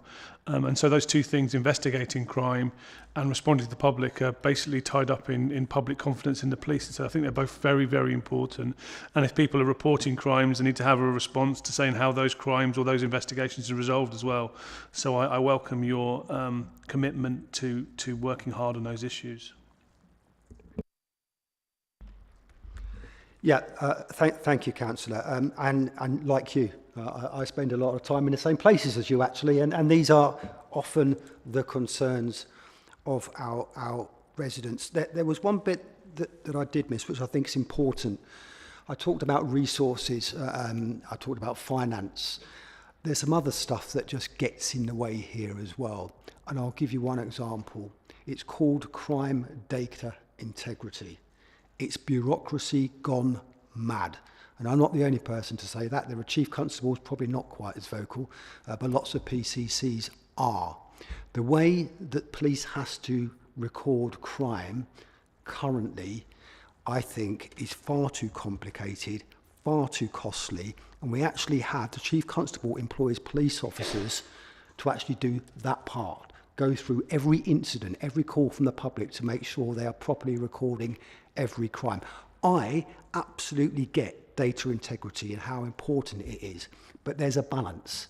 There's a balance where we're actually taking police officers off the street to deal with this. And I can give you some examples where you might have an incident in Peterborough city centre involving 5 or 6 people, which would have been a public order offence and a fray offence. Everything's reported and recorded, all the names are put on there, it's one crime. Now, you have to go through every single thing that happened in that incident, and you could end up with 50 crimes. You know, it doesn't tell the right story to the public, and it takes takes resource away from what I think the public want is that responsiveness, their crimes investigated properly, and to see police officers in their communities. And crime data integrity is just one part of it. And panel, rest assured, I'm not alone here, and the Home Secretary is listening very carefully, and I believe we will see all of that reviewed, the bureaucracy in policing reviewed, freeing up our police officers and staff to get on with the job that the public want them to get on with. Thank you. Councillor Hogg. Thank you, Chair, and through you. You know, I've been banging the same drum about 101 and its perceived barriers to people being able to actually phone in, report, what have you. We have a web chat service that gets switched off when the lines are too busy. It's kind of buried in the website. It's not ideally placed, I would suggest, in terms of people being able to see that service is available to them rather than using the 101. I had an incident recently. It wasn't my part of the city, but I'm on the task and finish group that deals with car cruising and antisocial behaviour driving. The Facebook pages were kind of alive with people complaining about drifting going on in one of our industrial estates. I attended myself personally. I rang 101. It took me sort of half an hour to get through to somebody, but in the interim of that, there was a very helpful service that came up and said, you know, you've been howling on for a while now, and that you can press a button and get a call back. So I pressed the button, and then it told me that service wasn't actually available. So it kind of raised the expectation that you were going to get this extra a way of not having to hang on the phone while you wait for a police officer to for somebody to actually answer the phone, and you know, ultimately people just give up. They just give up on this service, and one of the problems I want to see is what is actually our resource on 101? You know, we've got all these facts and figures about how, you know, police officers, 9.53 officers per £1 million worth of funding, compared to those other constabularies. You know, that looks great value for money, that we're managing to squeeze more police officers out of the money that we're given. But I'm to use a sort of topical simile, I feel like we're a football team with too many strikers, that, you know, it's important that we have everything is in place, It's you know, yes, of course, everybody I don't want to see a reduction in police officers. Clearly, nobody does. But ultimately, those police officers need to be resourced in the way that they can do their job in the most efficient way, and that starts with those crimes coming in reported. So what I would like to see is how many call handlers do we have per 1,000 calls coming in, compared to other constabularies? You know, is it that our 101 service is under-resourced? You know, and if it comes back and that we're on par with it, then we need to think of what is it that we need to change. And I understand that this is definitely something that you are very keen on and you are pushing, but we want to help you by you know, adding that pressure, adding that voice to something that is quite so obvious. Thank you, Councillor. I agree. I had recently, I called 101 myself, quite a dreadful experience, frankly. So, you know, I think in relation to the amount of time it took to answer, once I got through, great, but it's just the amount of time it took, you know, and it just seems that's taking too long. So there is some data around there about how many people we've got. That drilling down into what it looks per population, etc., that's something that we're benchmarking at the moment. For me to be able to hold the Chief Constable account, what is it we need to be able to say, well, you're not doing this right, or you're not doing that right. So we're looking at that benchmarking information at the moment. What I do know, and it's in the report here, there were some vacancies in there. A lot of it, but the reasons we gave earlier, actually, you know, we're recruiting people as call handlers. You know, I think it's a bit unfair that we're calling them call handlers. They do more than that, and some of the training is far more than that. They're not just directing a call. You know, sometimes this is, you know, could be life and death that they're dealing with. Yet we're public sector, and you know, they can go to Amazon down the road or elsewhere, get paid more, and frankly, you know, the job, I'm not saying that Amazon isn't it, maybe it is, but you know, this is more. So it's challenging getting the right people. I understand the Chief's challenges there, but he's recruited more, those posts outstanding. And he's made the difficult decision of posting police officers in there as well. Now, this is not de-civilisation because they were police officer posts. And with my policing background, I absolutely agree. You need police officers in there as well, supporting, you call experienced police officers, because actually then the churn comes, you can deal with things. And he's posted police officers in there recently. It's not a job that many police officers put their hand up to do, because that's not what you joined the police for. But he's done that. So I'm hoping to see some initial improvements, but you're quite right.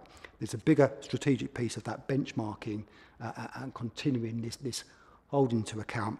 And the other bit, just coming back to the democracy, one of the issues HMIC discovered is that the call handlers were just asking too many questions on their risk assessment.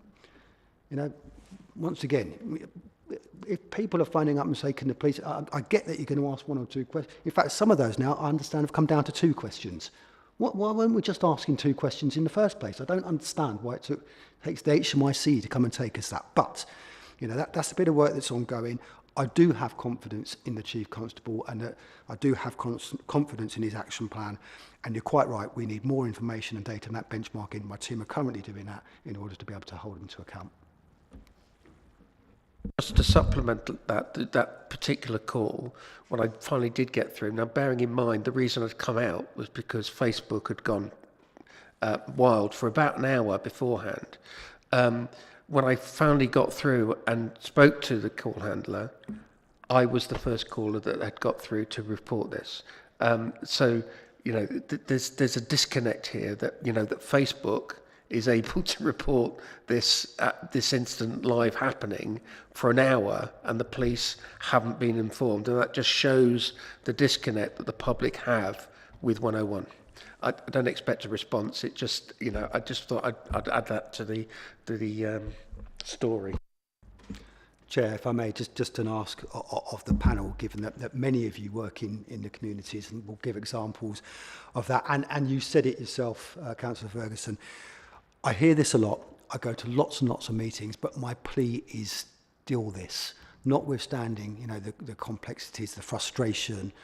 my plea is still encourage your residents and communities to report.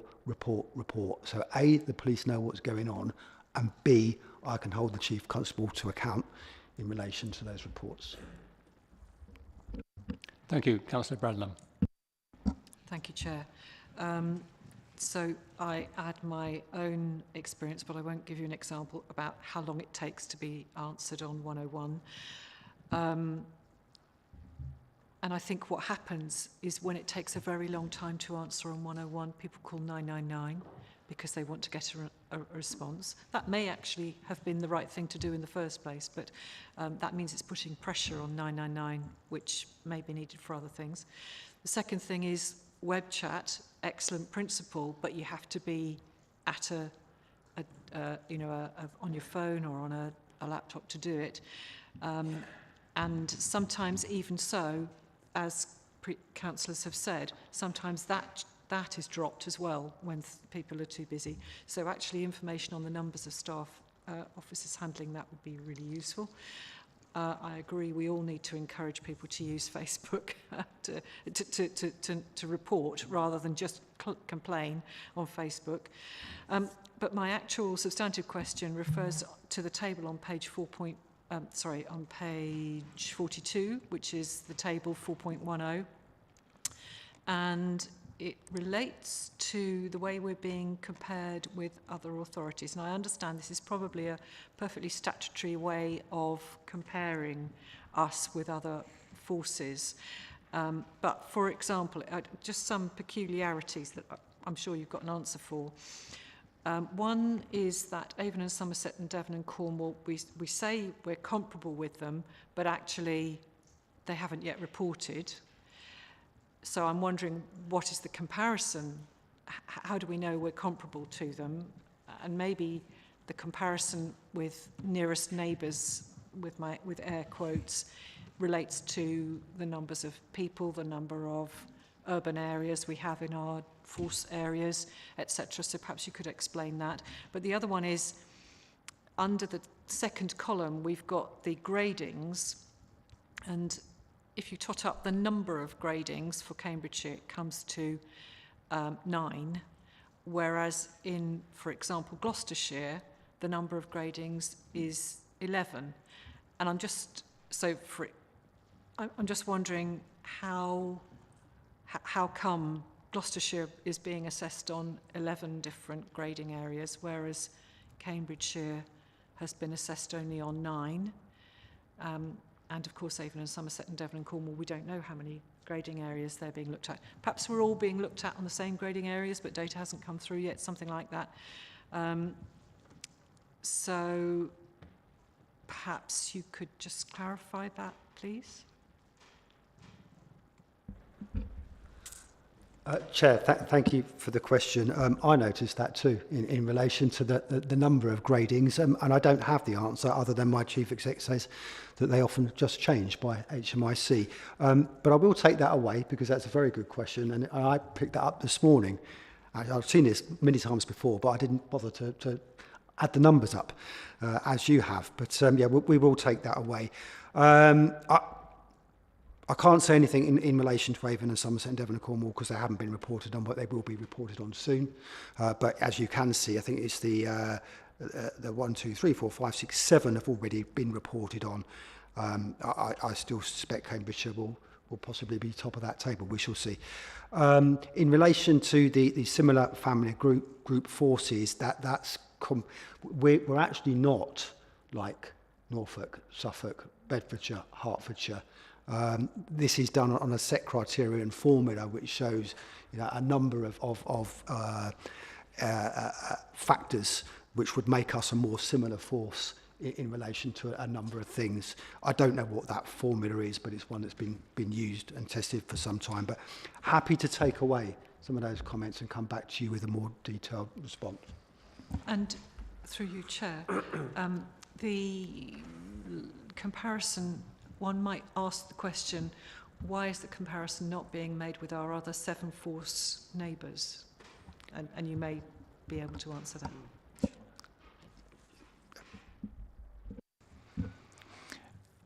Chair, if I may, a number of the points there. So the reason there are different numbers of gradings is it's an HMIC process that has changed. So it used to be that they would inspect on 3 areas, give gradings on 3 areas at least, and that was the case for a number of years. They've changed to this approach where they have more, but of course with any changed approach there is an element of piloting with this. So I think now they've done all forces, we're going to end up settling on a fixed number of areas that they are going to grade on.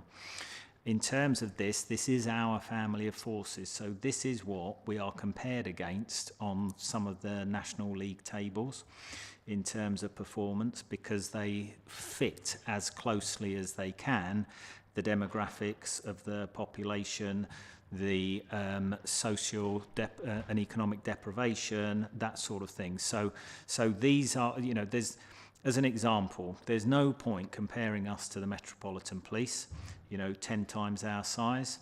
There's no point comparing us to City of London, because again, you know, there's a very tiny population in the area covered by the City of London.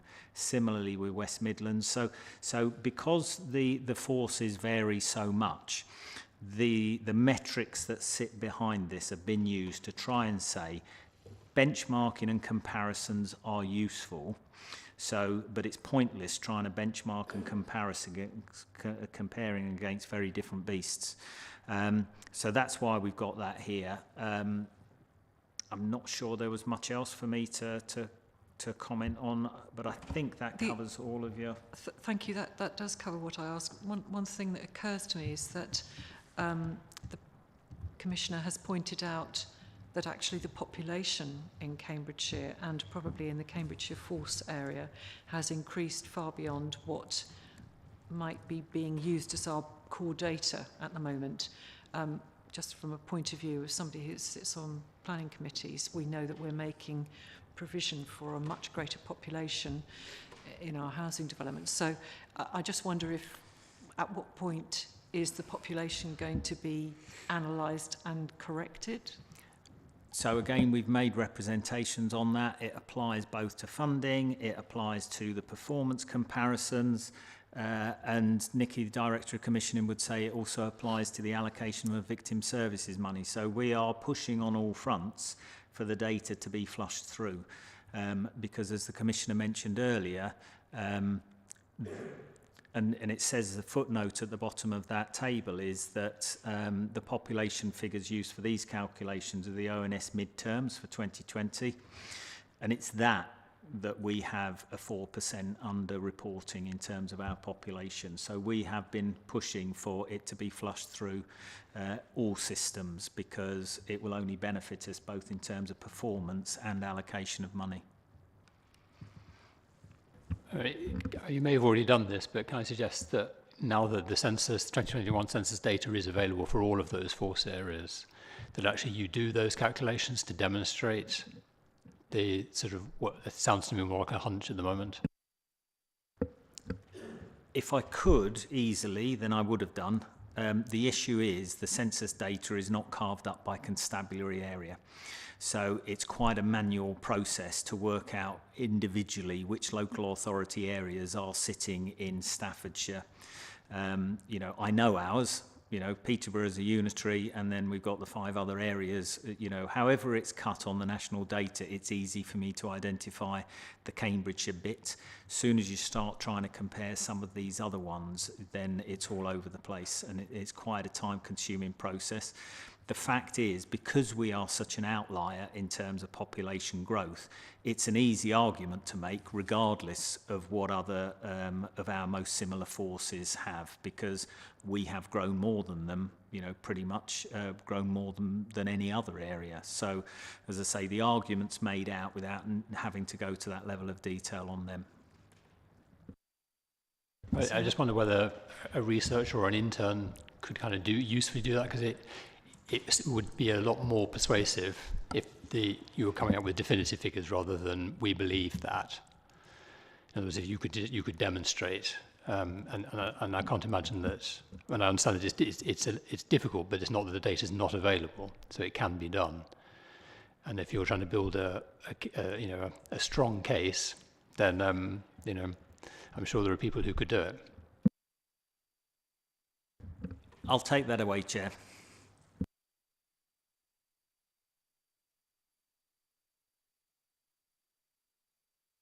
Just one final point on that, notwithstanding the importance of what the Chair has suggested.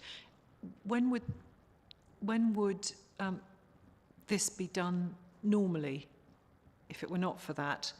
When would the population naturally be reviewed to check it was correct? I mean, I think there's two elements. The census data is what it is, and that will obviously feed into those formula grant allocations.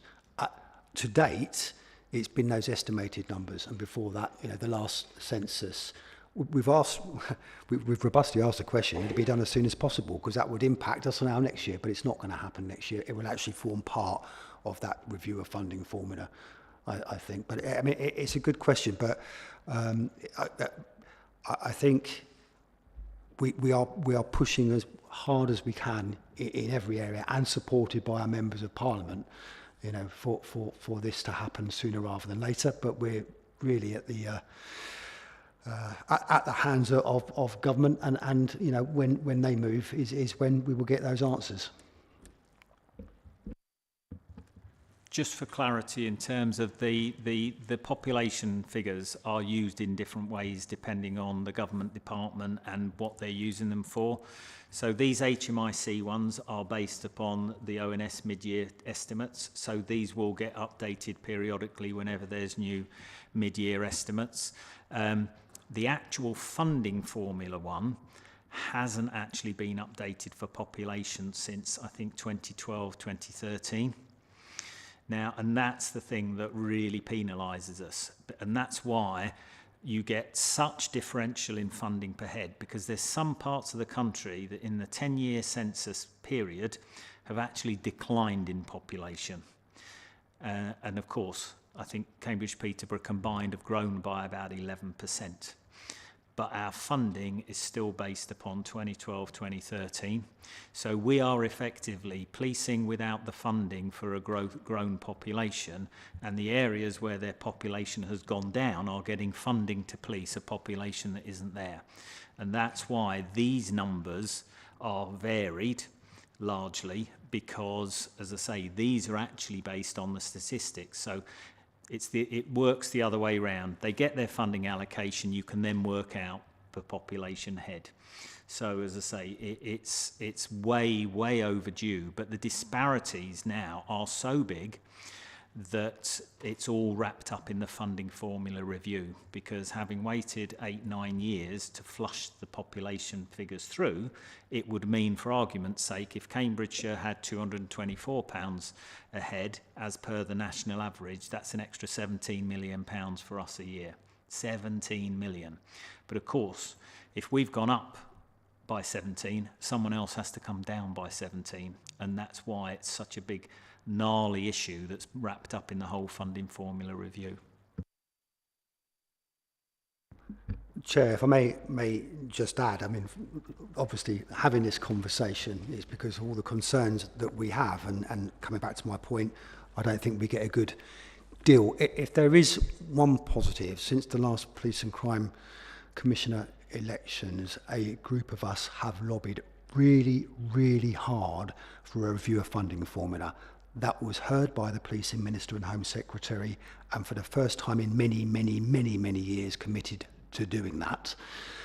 Because this is almost in the too difficult draw. As my colleague just said, there will be winners and losers, and that is always going to be the problem. But that is ongoing. We're feeding into that. So are our members of Parliament, and the commitment was that review would be concluded by the end of this Parliament, well, whenever that might be, but by the end of this Parliament that will be completed. So it is moving, and we are doing our very hardest to make sure it moves in the right direction for Cambridgeshire and Peterborough. Thank you. That answers my final question. Thank you. Councillor Jones. Thank you, Chair. Just out of curiosity, and forgive my sort of ignorance, do you ever do any analysis with the neighbouring forces? Because obviously you partner with them, and you know, you said yourself, you know, there is this knock-on effect, whether it happens in Essex or Norfolk or Bedfordshire. Is anything done so that you know, you can look at not just your statistical comparators, but what's happening in our region and beyond? Chair, Councillor, yes, there is, and in fact, we now have, there's a national performance crime pack that we all have access to, so we can really drill down into that data. The constabulary have a team of analysts who will be looking at that, and of course we're in a unique position where we actually collaborate between Bedfordshire, Cambridgeshire and Hertfordshire, and we actually have collaborated units, particularly our major crime teams, so they're all seeing the same data. So, something also quite unique about the 7 forces in our eastern region is that we share the same IT system. That doesn't happen elsewhere, i.e. crime recording, intelligence reporting, all in one place. You know, so we're in a pretty good spot. But and you're absolutely right. You know that criminals don't know boundaries. They don't care if it's Norfolk or Cambridgeshire or Bedfordshire.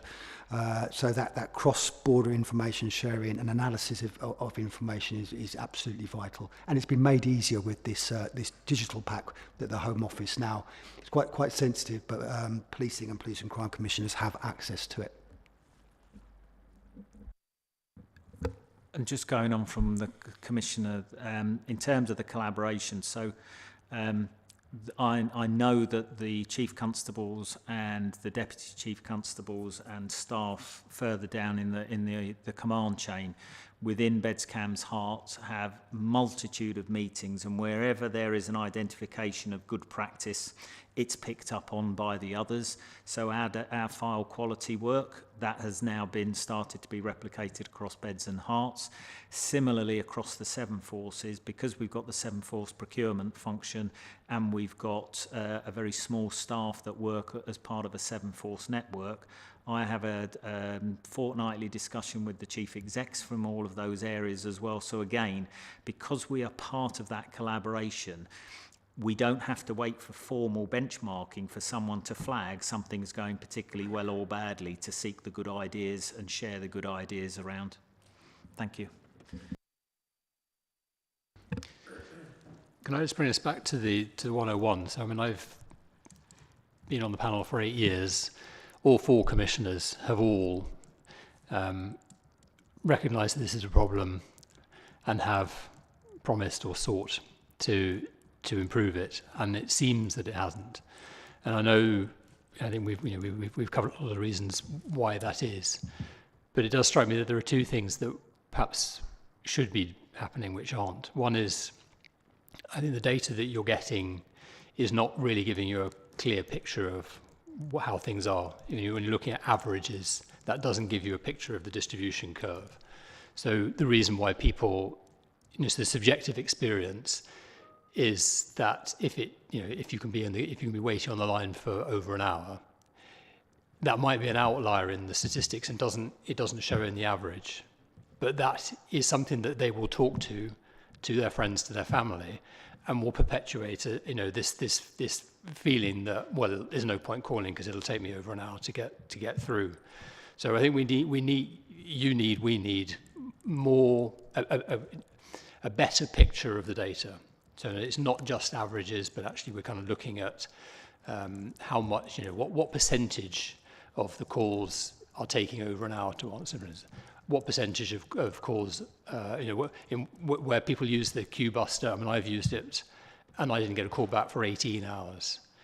That's so that for somebody who's trying to report something that's happening, it's not a crime necessarily. It's maybe a suspicious activity, maybe some drug dealing or something that they know is not going to, it's not going to get the police out there and then.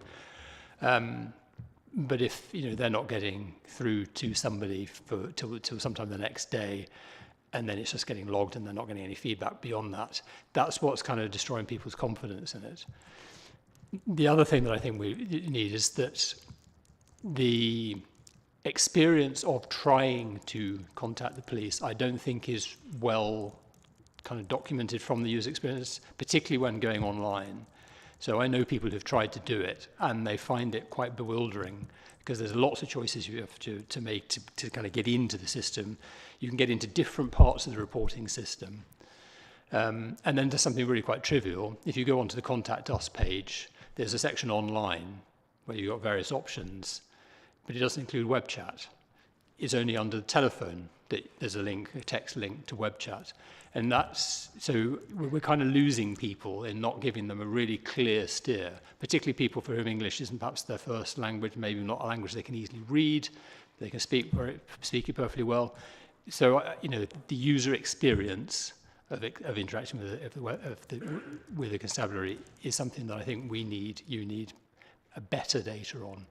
And even doing something like recruiting some students, giving them a whole set of tasks to do, and just testing out, you know, how they do it, where they make mistakes, where they you know make the wrong choice, and what it is about the process that's causing those mistakes. I'll certainly take those away. I totally agree with you. The data is really important here, and it's all well and good for the Chief Constable to be able to say to me, well, we're hitting 95% of 999 calls in under 10 seconds. I'm actually not concerned about 999 calls that take 11 seconds or 12 seconds. I would be if it's taking a minute to pick up, and it's that sort of information that we need. And I know that's discussion after discussion we've had within my team. I know Jack could probably talk about this all day, and we are moving in the right direction with getting hold of that data, which hasn't been that easy to get hold of to date, but frankly we're putting our foot down and requiring it as a matter of some urgency. But I take on board exactly what you say, Chair. Thank you. Sorry, Councillor Bradnam. On that point, the County Council has a very good relationship with the University of Cambridge, and I'm just thinking, when you talk about a cohort of students undertaking research for you, there is a group already set up, and they're called CUSPE, which is Cambridge University Students, and I can't remember what the PE stands for, but they're... Policy Exchange, I think. Thank you very much, Edward. Yes, thank you, Chair. And they are brilliant. So we have in the past, as a county council, we've come up with suggestions for what we might want investigated and given them a range of things. They have chosen one of those projects to investigate in detail. And I may say our own council policy on net zero came from the work that they did, because it was so cogent, so soundly addressed, and so professionally presented to us. So I can only suggest that this is an excellent source of research that you could do through the CUSPE group. Councillor Hogg. So I'm not sure if this is possible, but as a council, one of the great tools that I use on a more or less a daily basis is an application called Fix My Street, which is a way of reporting fly tipping, holes in the road, street lights out, etc., etc. And essentially, you have it on your phone. It allows you to take pictures, report whatever you want to report, and off it goes. And then you get an email back saying, "Thanks for the report," and then you get a follow-up email saying, "Yes, this has now been logged," or "It's been repaired," or whatever it happens to be. And it just seems to me that maybe one of the problems we've got with 101 is it's bogged down with just too much traffic. And there may well be an element of stuff that could be where people are just trying to report concerns about something. They're not expecting an exact response, but they want to be able to log the fact that something has happened, so that, you know, along with others, you can then realise that there is actually that issue happening in that area on a regular basis. But then having that ability that there would be an email that would come back to say it has been logged. We are aware of this situation. There's not going to be an action at this time, but we are going to use that as part of our profiling to make sure that there will be a response as things build up, or something, you know, but a kind of just a standard email, so people feel that there's been a feedback, come back to you. I think that may be something that the force could maybe look at. My Society is the company that uses it. The council as got a professional part of that where it's all linked in. Maybe that's something. You know, maybe we need to be looking at things in a different way. Is the point? Chair, thank you, Councillor. Just a couple of points to pick up. I agree. I think, you know, I'm actually recently become one of the directors of the police digital service, which is it's policing digital service for obviously. But you know, some of the things that we need to look at collectively moving forward is you know, the police moving forward with the technology, and not just the technology, but you know, actually what it is, how people want to interact with the police. I know from bitter experience there are sometimes some complexities, being law enforcement, handling of confidential information, etc. It puts on all kinds of restrictions. You mentioned the community concern. We thought when I first got in office, there was no way you could contact the police either by 101 or 999. And particularly for local councillors and community leaders, quite often they didn't want to report an incident, they wanted to report, but we have this issue in this park. You can now do that, we can send you the link. The constabulary fought for a long time saying, oh, we shouldn't do that because we might miss something on 101. My point is, you know, we're adults, and most of the people doing this, they know that they don't need that immediate response. So that we've now got that in place, and I'll get that to you. But you know, your points are well made. This is about accessibility. You know, I like in this way you were able to walk into a police station and talk to someone.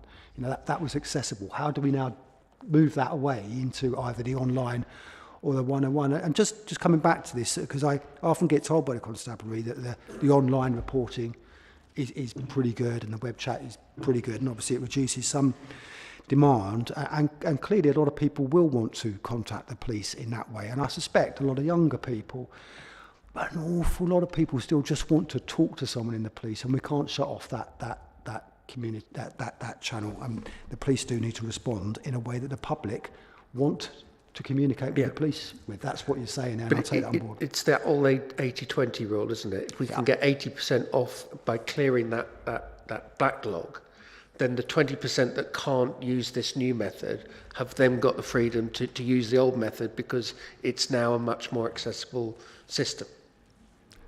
I agree, and Chair, we're happy to circulate to members here the link for the community concerns, because as councillors, which many of you are, that's really important. It's a great place, and your local policing teams do look at that. And if you keep telling them about that problem in your area, then you might get a response to it, whereas next door won't. Councillor Bradley.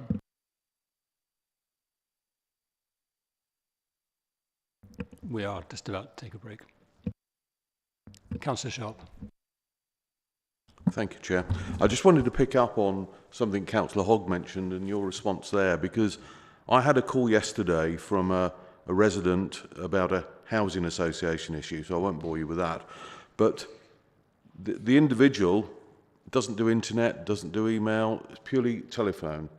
And obviously I'm now trying to deal with and so it's how, obviously I don't know how many of those, but there are quite a, and she is a more higher end in terms of age than others. So there's obviously a big demographic out there of people who still don't do computers, internet for whatever reason, but purely operate with telephones. So it's obviously if we've got an issue with what responses on 101, that they can't do web chat, in internet. So it's obviously how we capture those people and how we get out to them. I don't know. Chair, I completely agree. You know, this is about accessibility to all, not just about those without online access, but those with disabilities. And there are things currently in place, but you know that's my role is holding the chief to account to make sure that it is accessible. Thank you very much. So I think at this point we can note this report, if you're happy to do that. Thank you. So we will now take a break for lunch. We will reconvene at 1:30, which is in 55 minutes. I believe that lunch is being provided. So enjoy your break, and we'll see you in 55 minutes. Thank you.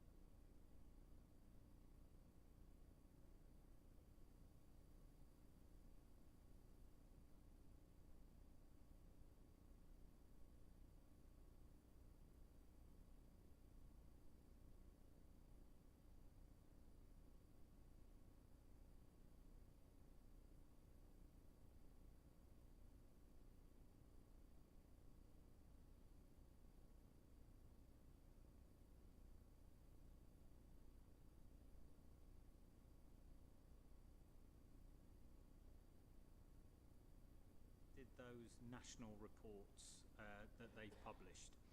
But I've also gone to the Peel report on Cambridgeshire, the one that we just talked about that requires improvement, and you'll note that there was nothing in terms of requires improvement around culture. So what they did actually report on, and so if I can just read a few points out, staff told us that the senior leadership team are seen as ethical and credible. The 2022 Police Federation Pay and Morale Survey shows that compared to the average responses of officers from all constabularies, officers in Cambridgeshire report better morale and less dissatisfaction. The constabulary prioritises the well-being of its staff. The constabulary has a number of welfare provisions, and it has worked to understand why officers leave during their 2-year probationary period by conducting exit interviews with those who do. A major reason for staff leaving early in their careers has been a lack of understanding of the challenges of the role. The constabulary has adjusted its recruitment advertising and processes to better explain this. In terms of the National Police Federation, they have done a survey of people leaving the service. Key points are around things that are significantly out of control of local chief constables. 59% said the impact of the key points for leaving. 59% said the impact of the job on their psychological health had a major effect on their decision. 25% said workload was a factor. Around 20% said pension changes were a factor. 19% said the way pension changes had been implemented had a major effect on their decision. 30% the erosion of basic pay in recent years.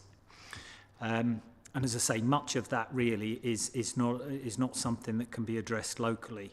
So, I mean, reality is 82% of costs for the constabulary are in staff, as we covered. So this whole area of managing and leading and valuing people is front and centre of the Chief Constable's approach. Some of you will remember that in previous years, certainly I think it was last year's precept, or maybe the one before, went towards being able to establish continuous professional development units to enable young in-service officers that to be supported. We do have a lower attrition rate for officers than other forces. We have a higher attraction rate for officers transferring into us than other forces. And to be fair to, I think, the Chief Constable, he is absolutely not complacent and are constantly looking for ways to value his staff and improve any management issues. So last year they introduced something called a career pathway scheme. This is around retention.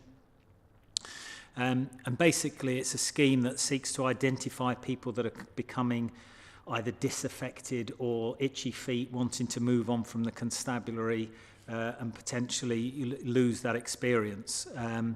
And so the head of the People and Professional Department has sent me an example of that. I said, have you got any case studies?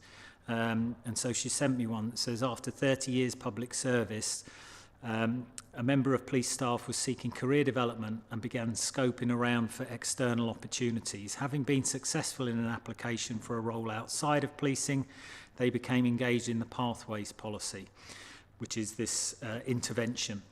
They met with one of the Force People Development Advisors, which provided the opportunity for a discussion around the reasons for leaving. As a result, other opportunities were identified which provided career development being sought, but also a realisation that they were more suited to a new role in the constabulary. And the police staff member applied for the role, was successful, and it has obviously been retained.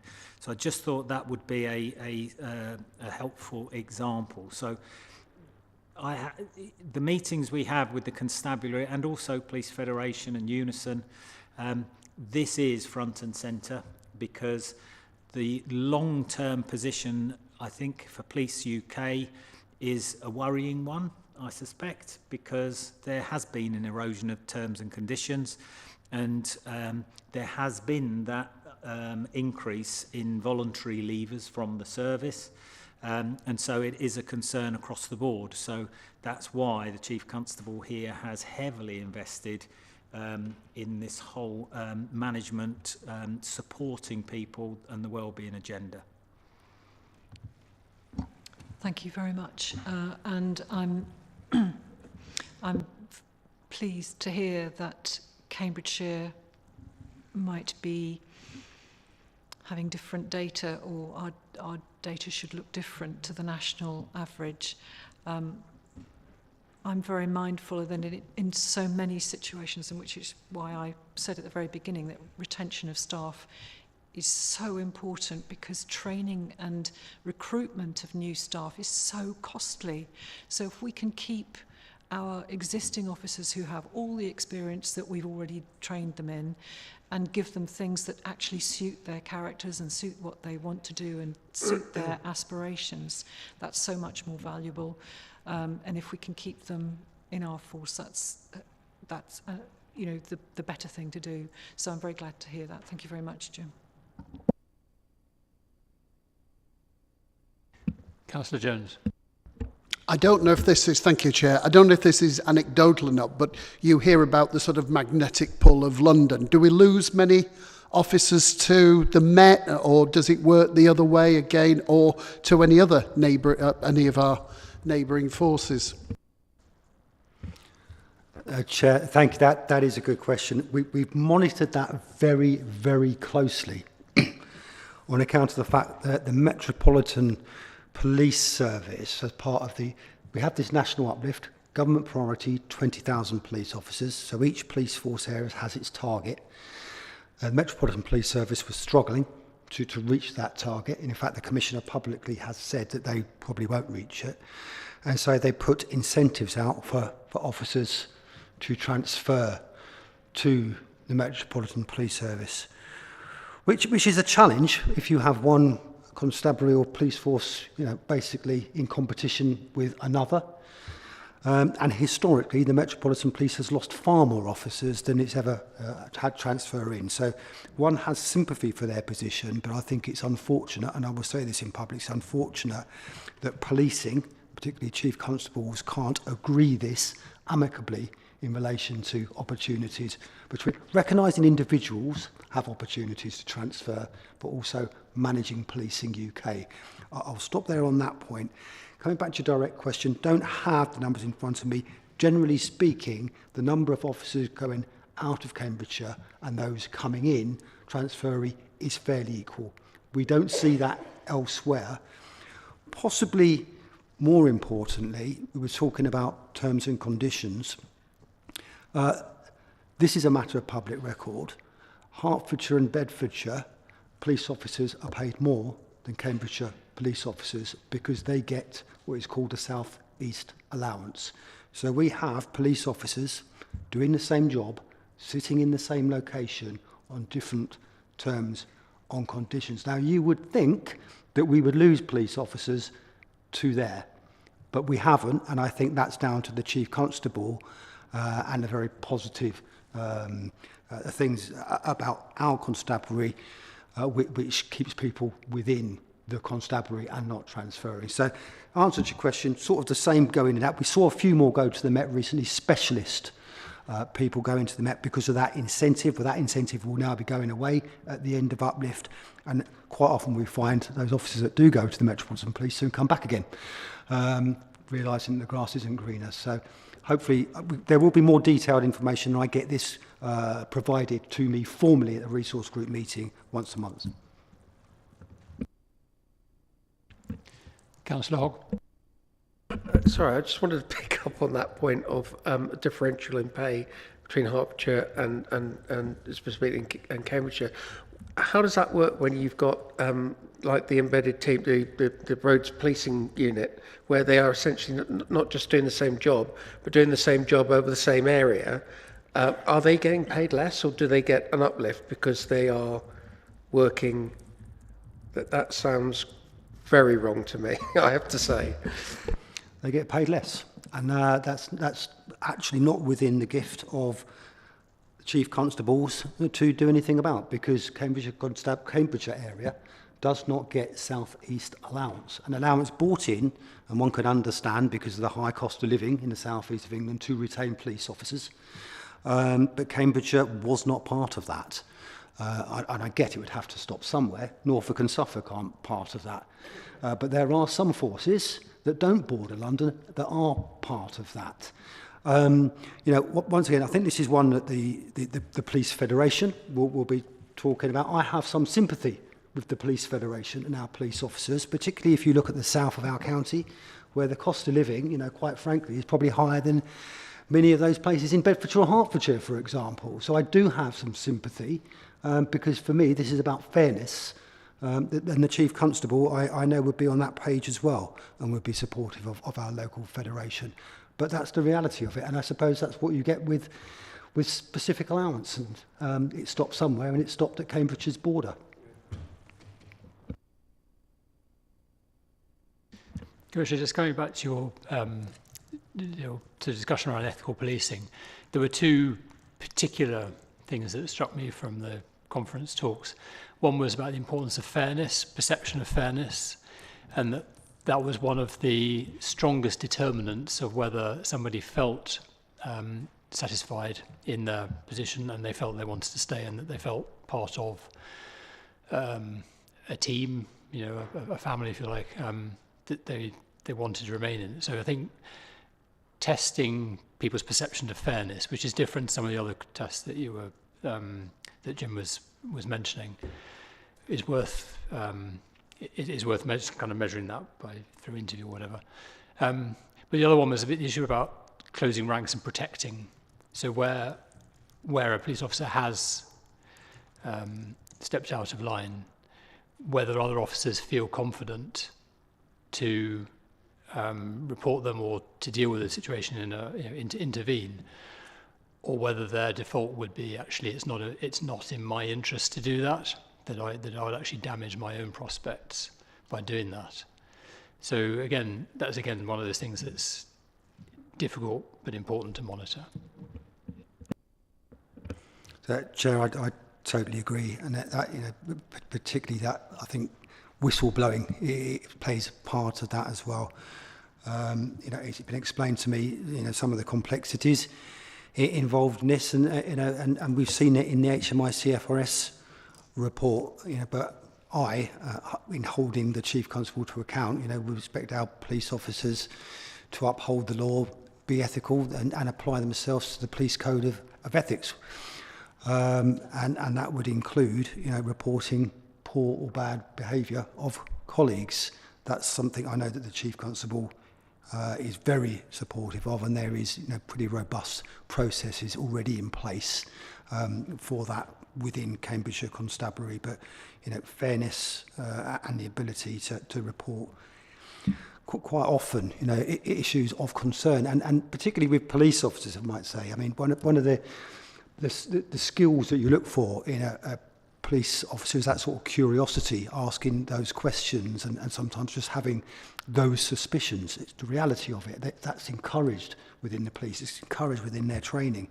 And that should apply equally to police officers. We've seen in some of these reports that actually police officers had suspicions about colleagues but felt unable to do anything with those. Well, that does need to change. I completely agree with you. But in relation to Cambridgeshire Constabulary, I'm satisfied that there are processes in place, but certainly I'll be holding the Chief Constable to account.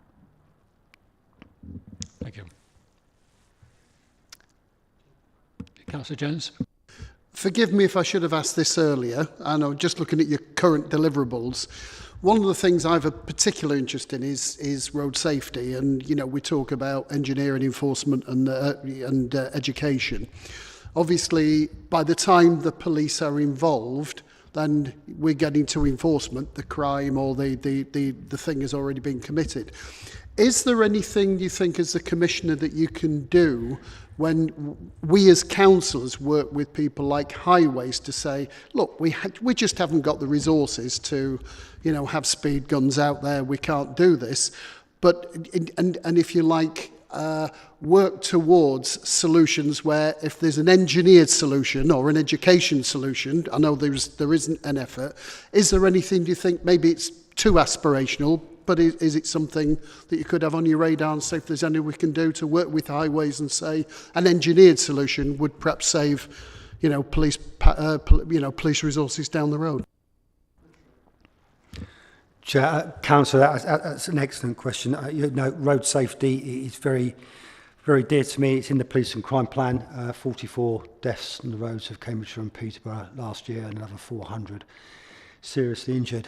Homicide, there was less than 10, but they're all the saddest, most violent, end to anyone's life, and we should be doing everything we can to reduce that. I fund and invest in our Vision Zero, which is our road safety partnership. That's across Cambridgeshire and Peterborough. That's a multi-agency, joined up system approach to some of these issues that you mentioned, because quite rightly, very rarely is it an enforcement problem or an engineered problem or any other sort. It is all of the above. And so we all need to be working together to do just that. So the Vision Zero partnership is the place where that comes together. I'm happy to take this offline and have a further conversation, because it's a priority for me as well. But we do have something in place for that. Thank you. And I think the road safety is a theme that has regularly come up at the panel, and I think it would be useful to work out with you when would be an appropriate time to receive a report on progress with the Vision Zero partnership. So, Councillor Warren. Yes, my question is on page 90 around the remodelling and provision of elements of domestic abuse. Could you provide us a little bit more of an update? And have you also looked at the journey of a domestic abuse survivor and how the bias in the system is impacting the domestic abuse survivors? Chair, if I may, Councillor Warren, tackling abuse, particularly domestic abuse, is always been a top priority of mine in the Police and Crime Plan. If I may, I will hand over to Nikki, who has some significant expertise in this area. Nikki. Thank you. Yeah, so is your question related to the partnership strategy? Yeah, it's racing with all elements because it's all the support services. I've noticed, I've done a little bit of work with domestic abuse survivors, and I've noticed that sometimes in support services there can be some bias going against them for certain reasons, certain ways. I can't comment on how any bias, that's not something I've come across personally, but we do have a single across the county domestic abuse and sexual violence partnership, which is we work in partnership with the local authority. And we've been doing some really interesting work actually talking to survivors. We've got a couple of projects running which you might be interested in, particular more on sexual violence. We've got a rape engagement project running where we're actually talking to people who are reporting rape or sexual violence to the constabulary and actually plotting their experience through the criminal justice system. When they provide feedback of their experience, there might be something they think could be changed. The police are actually changing processes there and then to improve their experience. So that's like sort of live time feedback. We've also got a project running on domestic abuse, which is led by the local authority, where a charity external to Cambridgeshire, so another agency, so they're not feeding back to an agency that might be supporting them, giving that independence, is actually gathering their feedback on what works, and then we're using that to shape future commissioning and future services. So we've got that whole virtuous circle of the survivors being right at the very heart and informing all the future work we do. And actually, I think if anything about bias came out, it would be there. And I've not personally seen anything coming out that way. Yeah, thank you. And if you do, I can obviously send the Commissioner some bias of what I've seen as well. And we can take that up because I have seen some bias as well. Something that we could obviously support with as well. So happy to send that email across. Thank you. Councillor Bradlam. Thank you, Chair. I just wanted to go back to the road safety, if I may. And that is, I just wanted to ask whether there is, whether we actually use in Cambridgeshire an outside organisation to provide backup to the speed a speed camera system. I only ask this because I'm aware in other counties there is a very quick relationship between people caught on speed cameras and the natural processes of justice happening, and people being offered, you know, the normal sanctions, either speed awareness courses or the points on their licence and paying the fine. But I've begun to wonder locally whether we actually have that system, because I have been asking locally for a speed camera on a particularly dangerous stretch of road in my division, and it's got to the stage where a resident and I have been invited to be on a patrol with one of the local police inspectors to understand the situation. I'm thinking, but hang on, surely if we had a system that was quick and easy to administer, you know, either a fine or a speed awareness course, this would actually deter people from speeding on that piece of road. And I'm just wondering why that option isn't being taken. And I'm wondering if the background costs of it are more costly than we anticipate, or, you know, what's the reason for that? Thank you.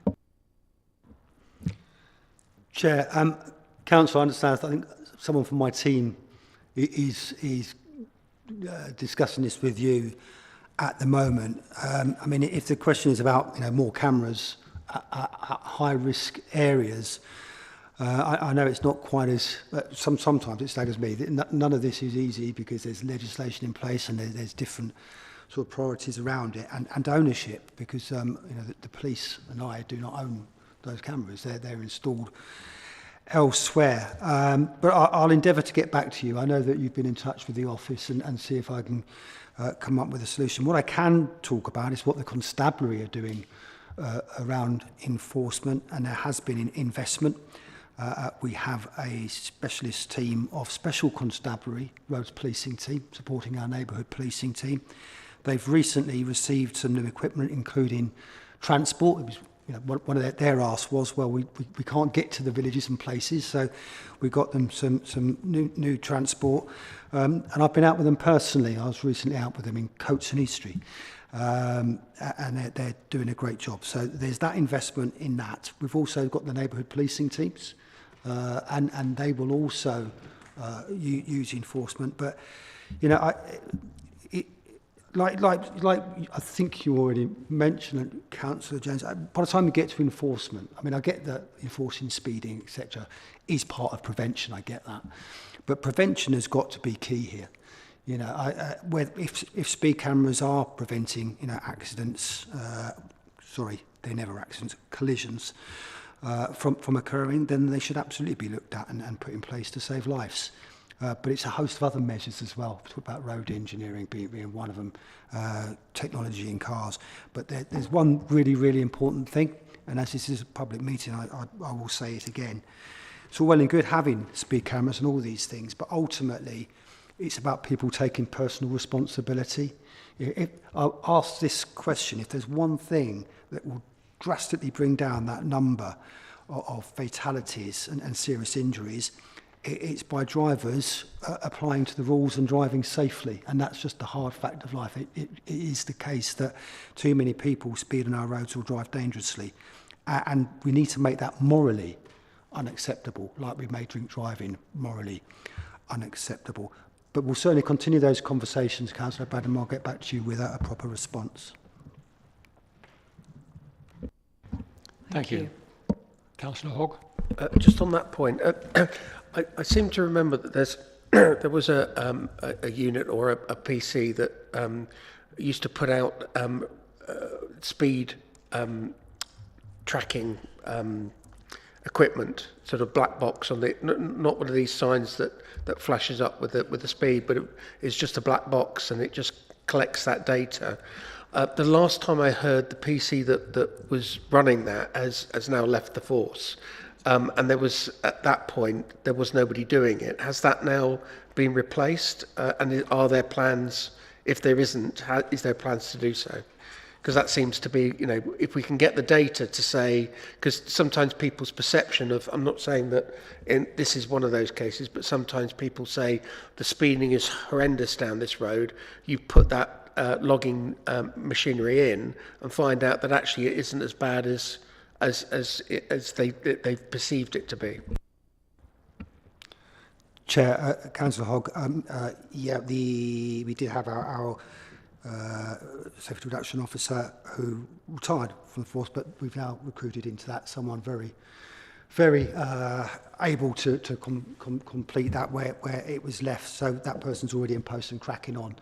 And I've just been reminded, it probably answers your question, and Councillor Bradham, we talked earlier about the community safety partnerships. I was very clear to include road safety as part of their remit.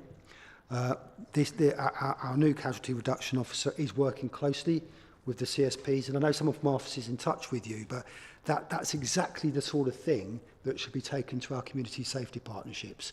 You, as a local resident and councillor, you have a problem in this area that needs solving. The CSPs are there. In addition, I've agreed funding. I don't think we recruited to that. But I'm grateful to the fire service who are going to host a post for another road safety person. That will be around education and problem solving as well. And that's under the Vision Zero partnership. So an absolute priority of mine, and I'm glad you reminded me, Jim, that the CSPs play a really important part of this moving forward. Sorry, thank you very much. What strikes me is that if you have a mobile police officer with a speed camera in a van, that I can understand and appreciate the costs of that resource. If you have a fixed speed camera, I know there's an installation cost, but actually, I'm sure there are lots of people involved in the monitoring of that data. But it seemed to me that is it not possible that the costs of that are at least equivalent, if not less, than actually sending somebody out to look at a place and run a speed camera for a period of time? It just seems to me that if you've got a place that you know it has been demonstrably unsafe, we have had fatalities. Much engineering has been done, so this meets your criteria of engineering the road. And the public perception, I'm not sure, but it seems to me that people do sometimes still speed on that road. And these are people who use that road every day, morning and evening. And so it seems to me that a really good use of resources would be to stick a camera up there and catch several of them when they go through morning and evening, and then they would stop speeding. Because it only takes one person to do 40 miles an hour, which is the speed limit on that road, for everybody behind them to have to do 40 miles an hour. And so it just seems to me that I don't understand the argument against putting up a speed camera, a fixed speed camera. Chair, for me, I'm certainly not making an argument against putting up a fixed speed camera. What I'm saying is it's not a case of me, the Police and Crime Commissioner, say I want a speed camera there. It doesn't quite work like that. But you're the Commissioner. I do understand. Yeah, there are plenty of things I'd like to be able to do, but I can't, not least of which in legislation. So, for example, I have a fund come from the speed awareness course. So all the tickets you get for speeding go straight into the Treasury, but speed awareness course comes to the Commissioner. But part of the rules of applying that fund is that it's got to go into prevention and not enforcement, i.e. you can't have... That's the rules that I've worked to. They're all nodding. That's part of the rules of using that fund. So it's not quite as straightforward. The other issue I would say, firstly, I think there is a requirement for mobile enforcement as well, because there'll be some areas that don't meet the criteria necessarily for having a fixed speed camera, and also it's that visibility within our communities as well. And of course, I started on the pretext, road safety, reducing casualties, reducing fatalities has got to be an absolute priority for the partnership, and it is for me. I often see, well-meaning, and I probably would have done this myself, solutionising, i.e. we need a camera, or we need this, or we need that. And it may be that is the right thing.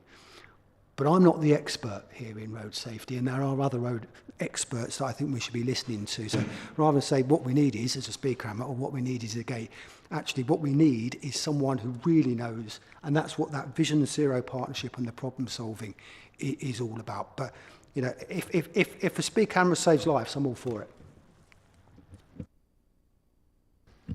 Thank you. Councillor Jones. Thank you, Chair. Yes, it was PC John Morris, and he retired, and it's a guy called Neil, and I met him last week. It was Road Safety Week, and he's just been about 3 weeks into the job. So, you know, he's very welcome.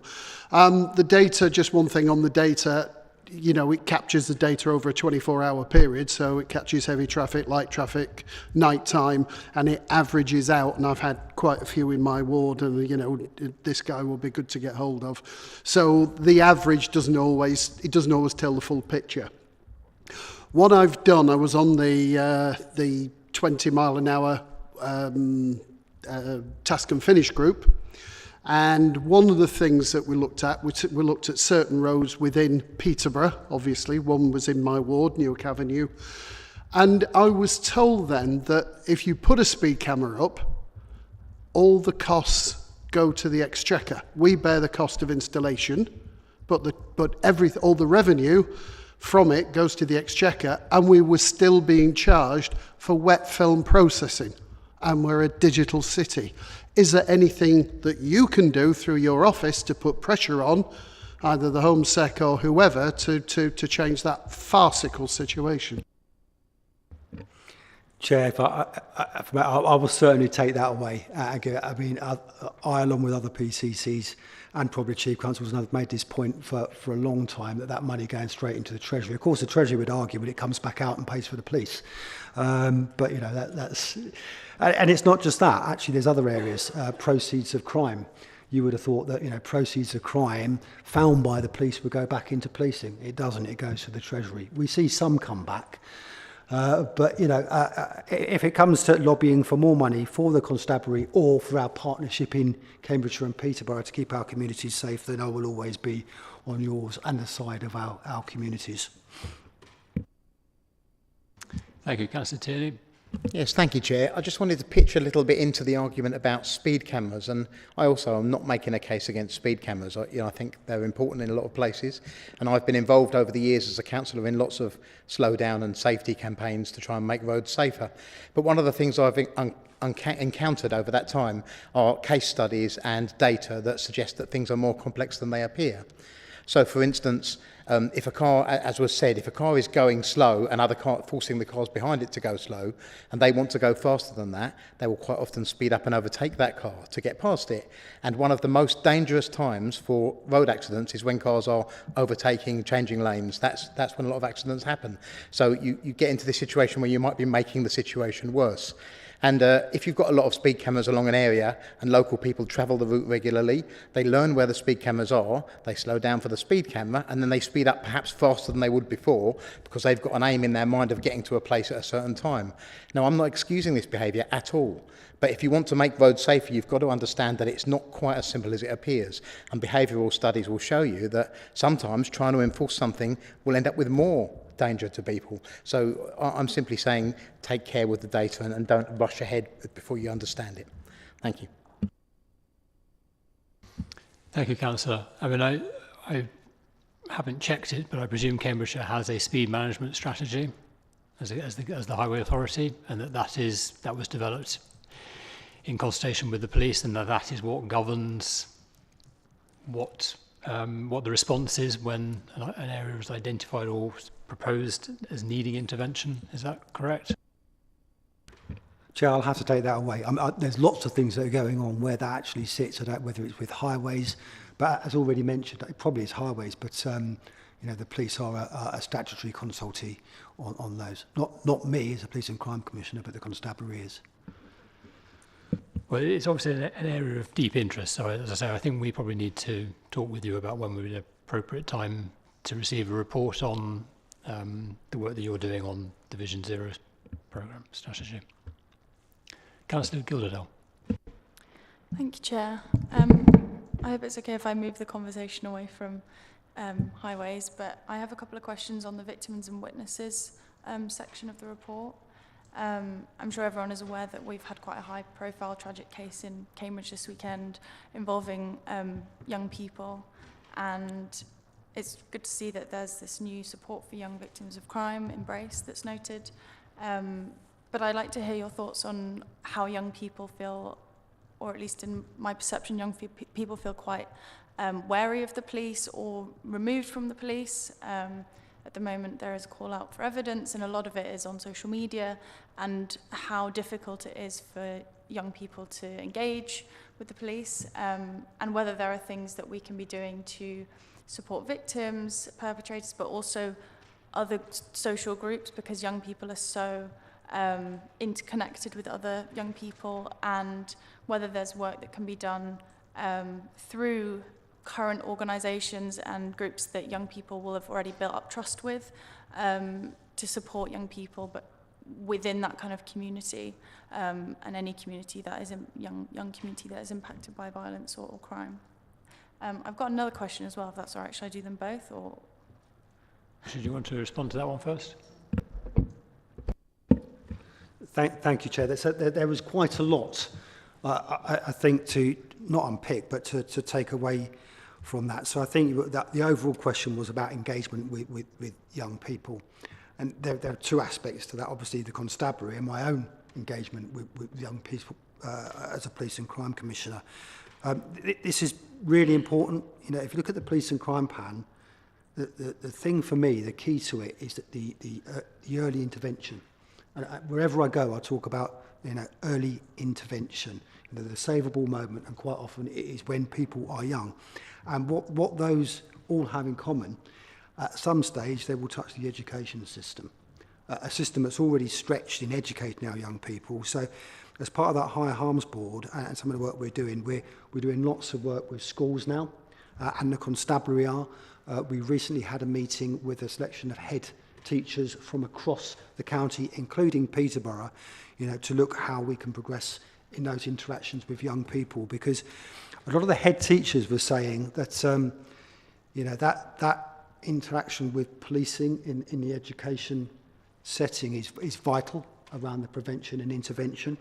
And given the demands on policing, you know, it's easy to see why that could be left. But I'm confident the Chief Constable and the Assistant Chief Constable who attended that meeting, there are plans in place to look how that engagement and that early intervention and prevention can happen in a better way moving forward. You also mentioned victims and witnesses. Once again, I can hand over to Nikki in relation to specific activities, but I've been very keen to support victims and witness services for young people.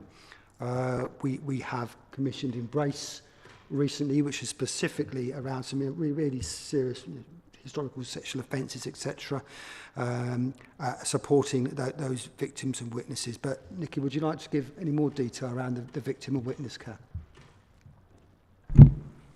I can. Can I just jump in on the speed management strategy? Because I knew the answer to this, and it might just tick that off for colleagues before we move on. Is that all right, just to answer that for you? That it's a partnership strategy, that, and it's been progressed by the Vision Zero partnership, and I knew I'd seen something on here. We're just going through the sign-off process at the moment through each local authority, so that is ongoing. It isn't ours, it's the Vision Zero partnership, but they have consulted the police.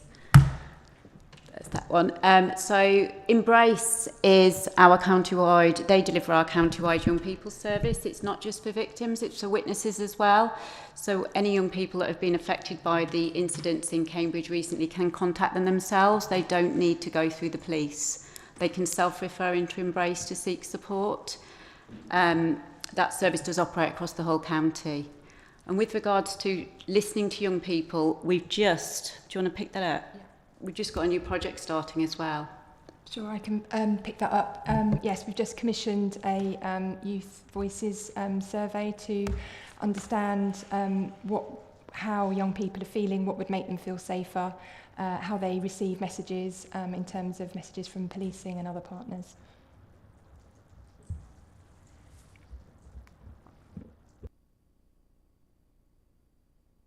Thank you. Is it all right if I ask my other question? Yep, go ahead. Thank you.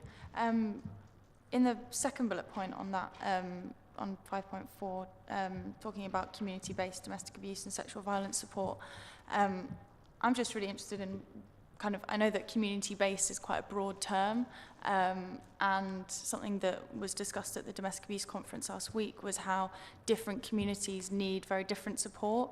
And one example that was given was about domestic abuse within the South Asian community and how cultural aspects come into it, and I think that community-based is really important, and especially talking about young people as well, how communities are actually very different for different people living in different areas, and whether community-based, what that kind of means, but also whether we can look further into which communities are actually being left out when we talk about community-based, and how we can make sure that they're supported and provided for. Thanks. So, Chair, I could certainly have a go at talking around that, but Nikki's here and it's her area of expertise. So I think it's probably best to hear it from Nikki. Sorry, Chair, could we just know who the two good ladies are? We've heard of them as Nikki but I don't know, I'm sorry, but I don't know who the officers are. Yeah, I'm happy to introduce myself. I'm Christina Turner. I'm Director for Strategic Partnerships in Darrell's office. Hi, and just for the record, I'm Nikki Edwards, so I'm Director of Commissioning, and I commission all the victim support services and some of the community safety work. Thank you very much. Just in relation to your question about community-based domestic abuse services, this is something we are working on a lot and we're hugely passionate about, and working in partnership with the local authority. We have just recruited an amazing new post in Peterborough, for example, to work with our Lithuanian communities.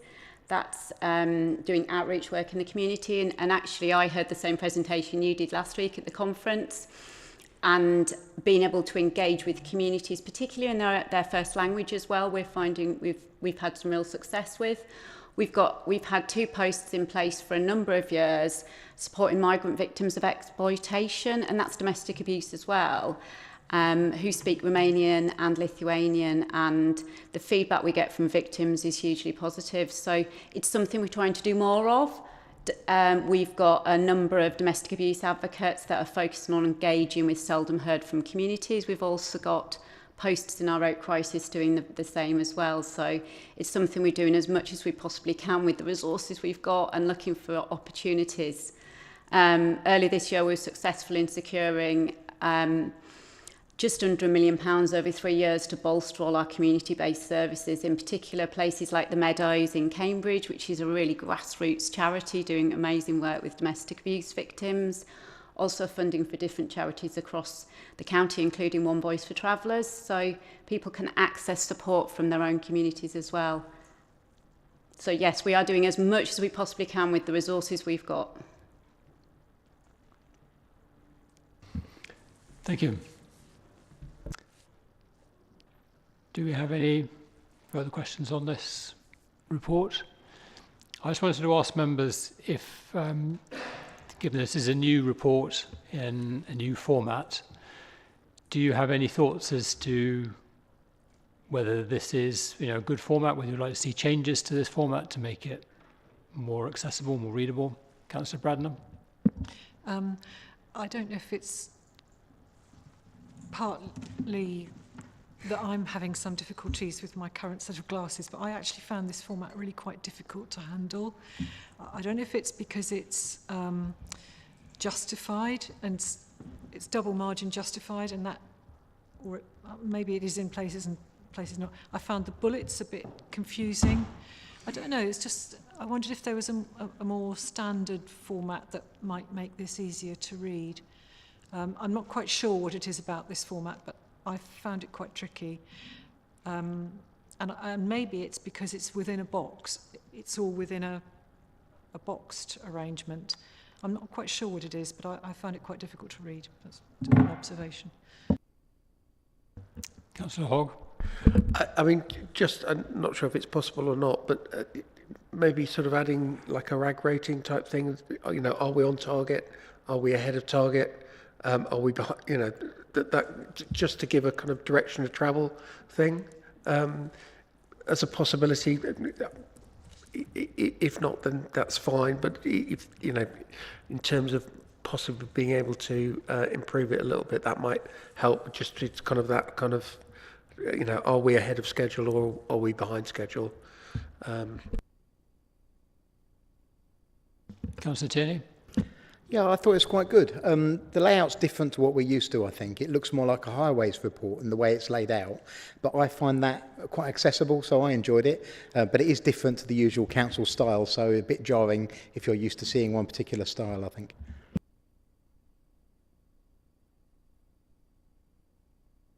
I did wonder whether organising it by status, so because actually the headlines are actually quite short.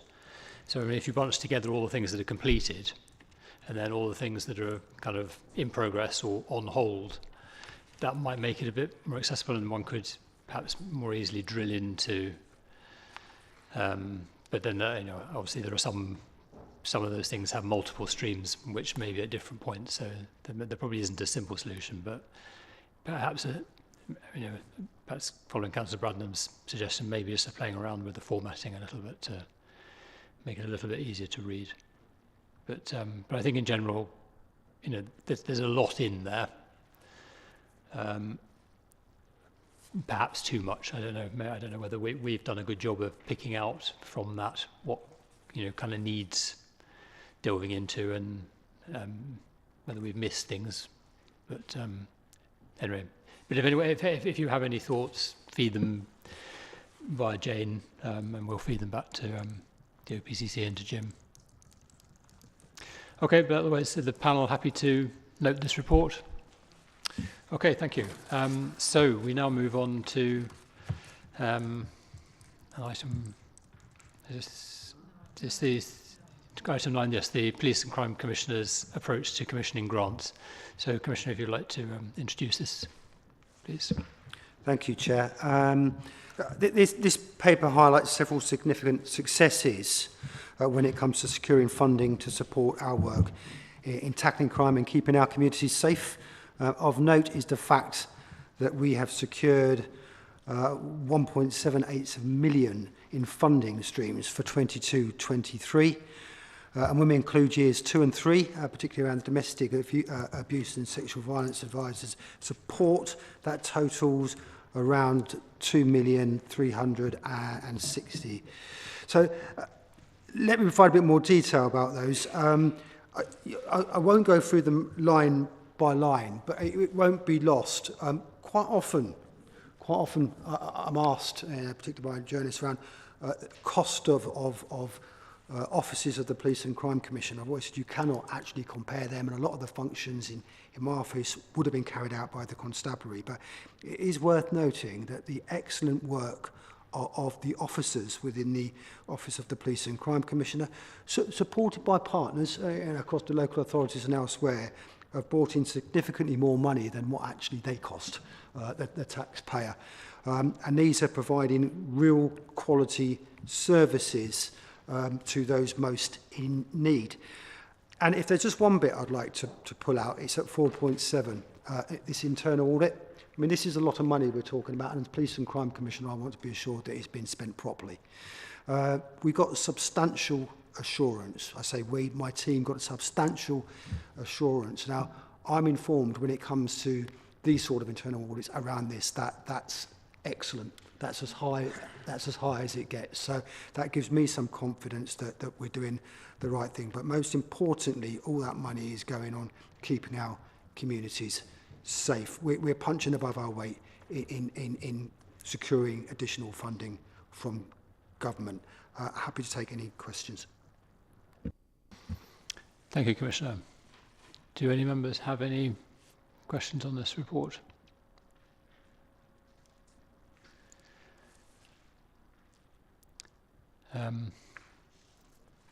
Appears not. I mean, I think, you know, I echo your praise for the team running this, because clearly, you know, managing 53 different providers and securing submitting grant applications successfully and managing well. It is a great testament to a good team working well. So thank you very much. Councillor Gilderdale. Sorry, can I just ask a quick question? Obviously, we've heard that all services across different areas, a lot of the work that they spend time doing is applying and bidding for funding. And a lot of the time that funding is based on providing a certain thing or doing a certain service or something. But at the moment, a lot of organisations in Cambridge at least have said to us that with the cost of living crisis and huge inflation, they're actually struggling to maintain the basic costs.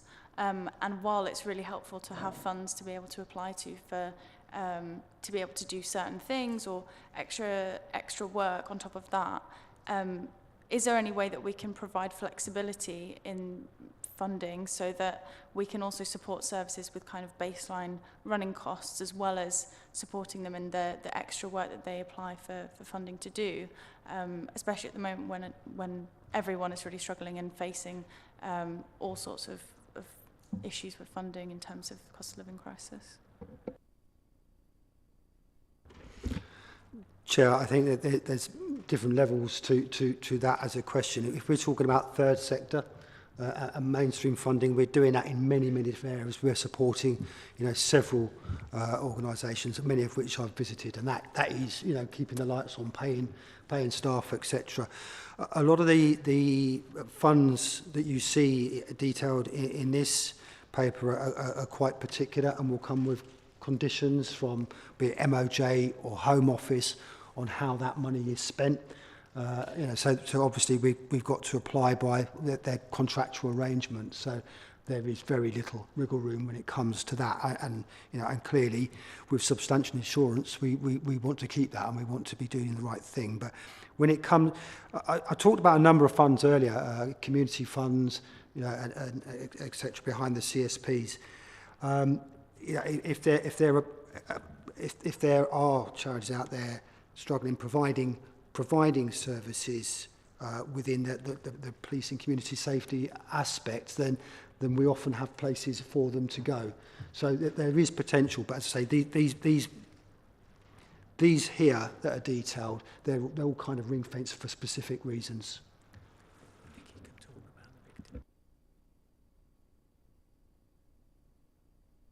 Sorry, Chair, if I make a minute, I was just reminded.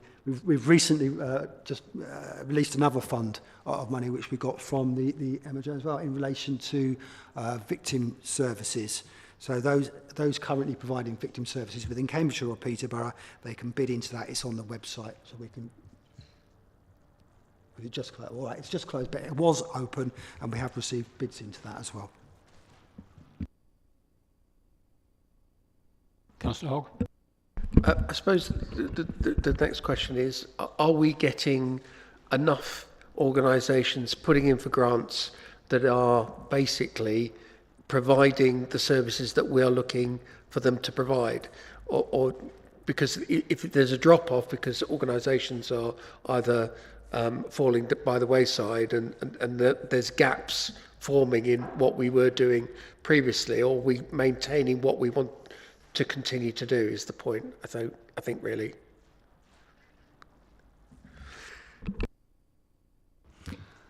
Thank you, Chair. I mean, obviously we don't know what we don't know about those organisations. I'm confident we have a pretty good robust process within Cambridgeshire and Peterborough when it comes to commissioning.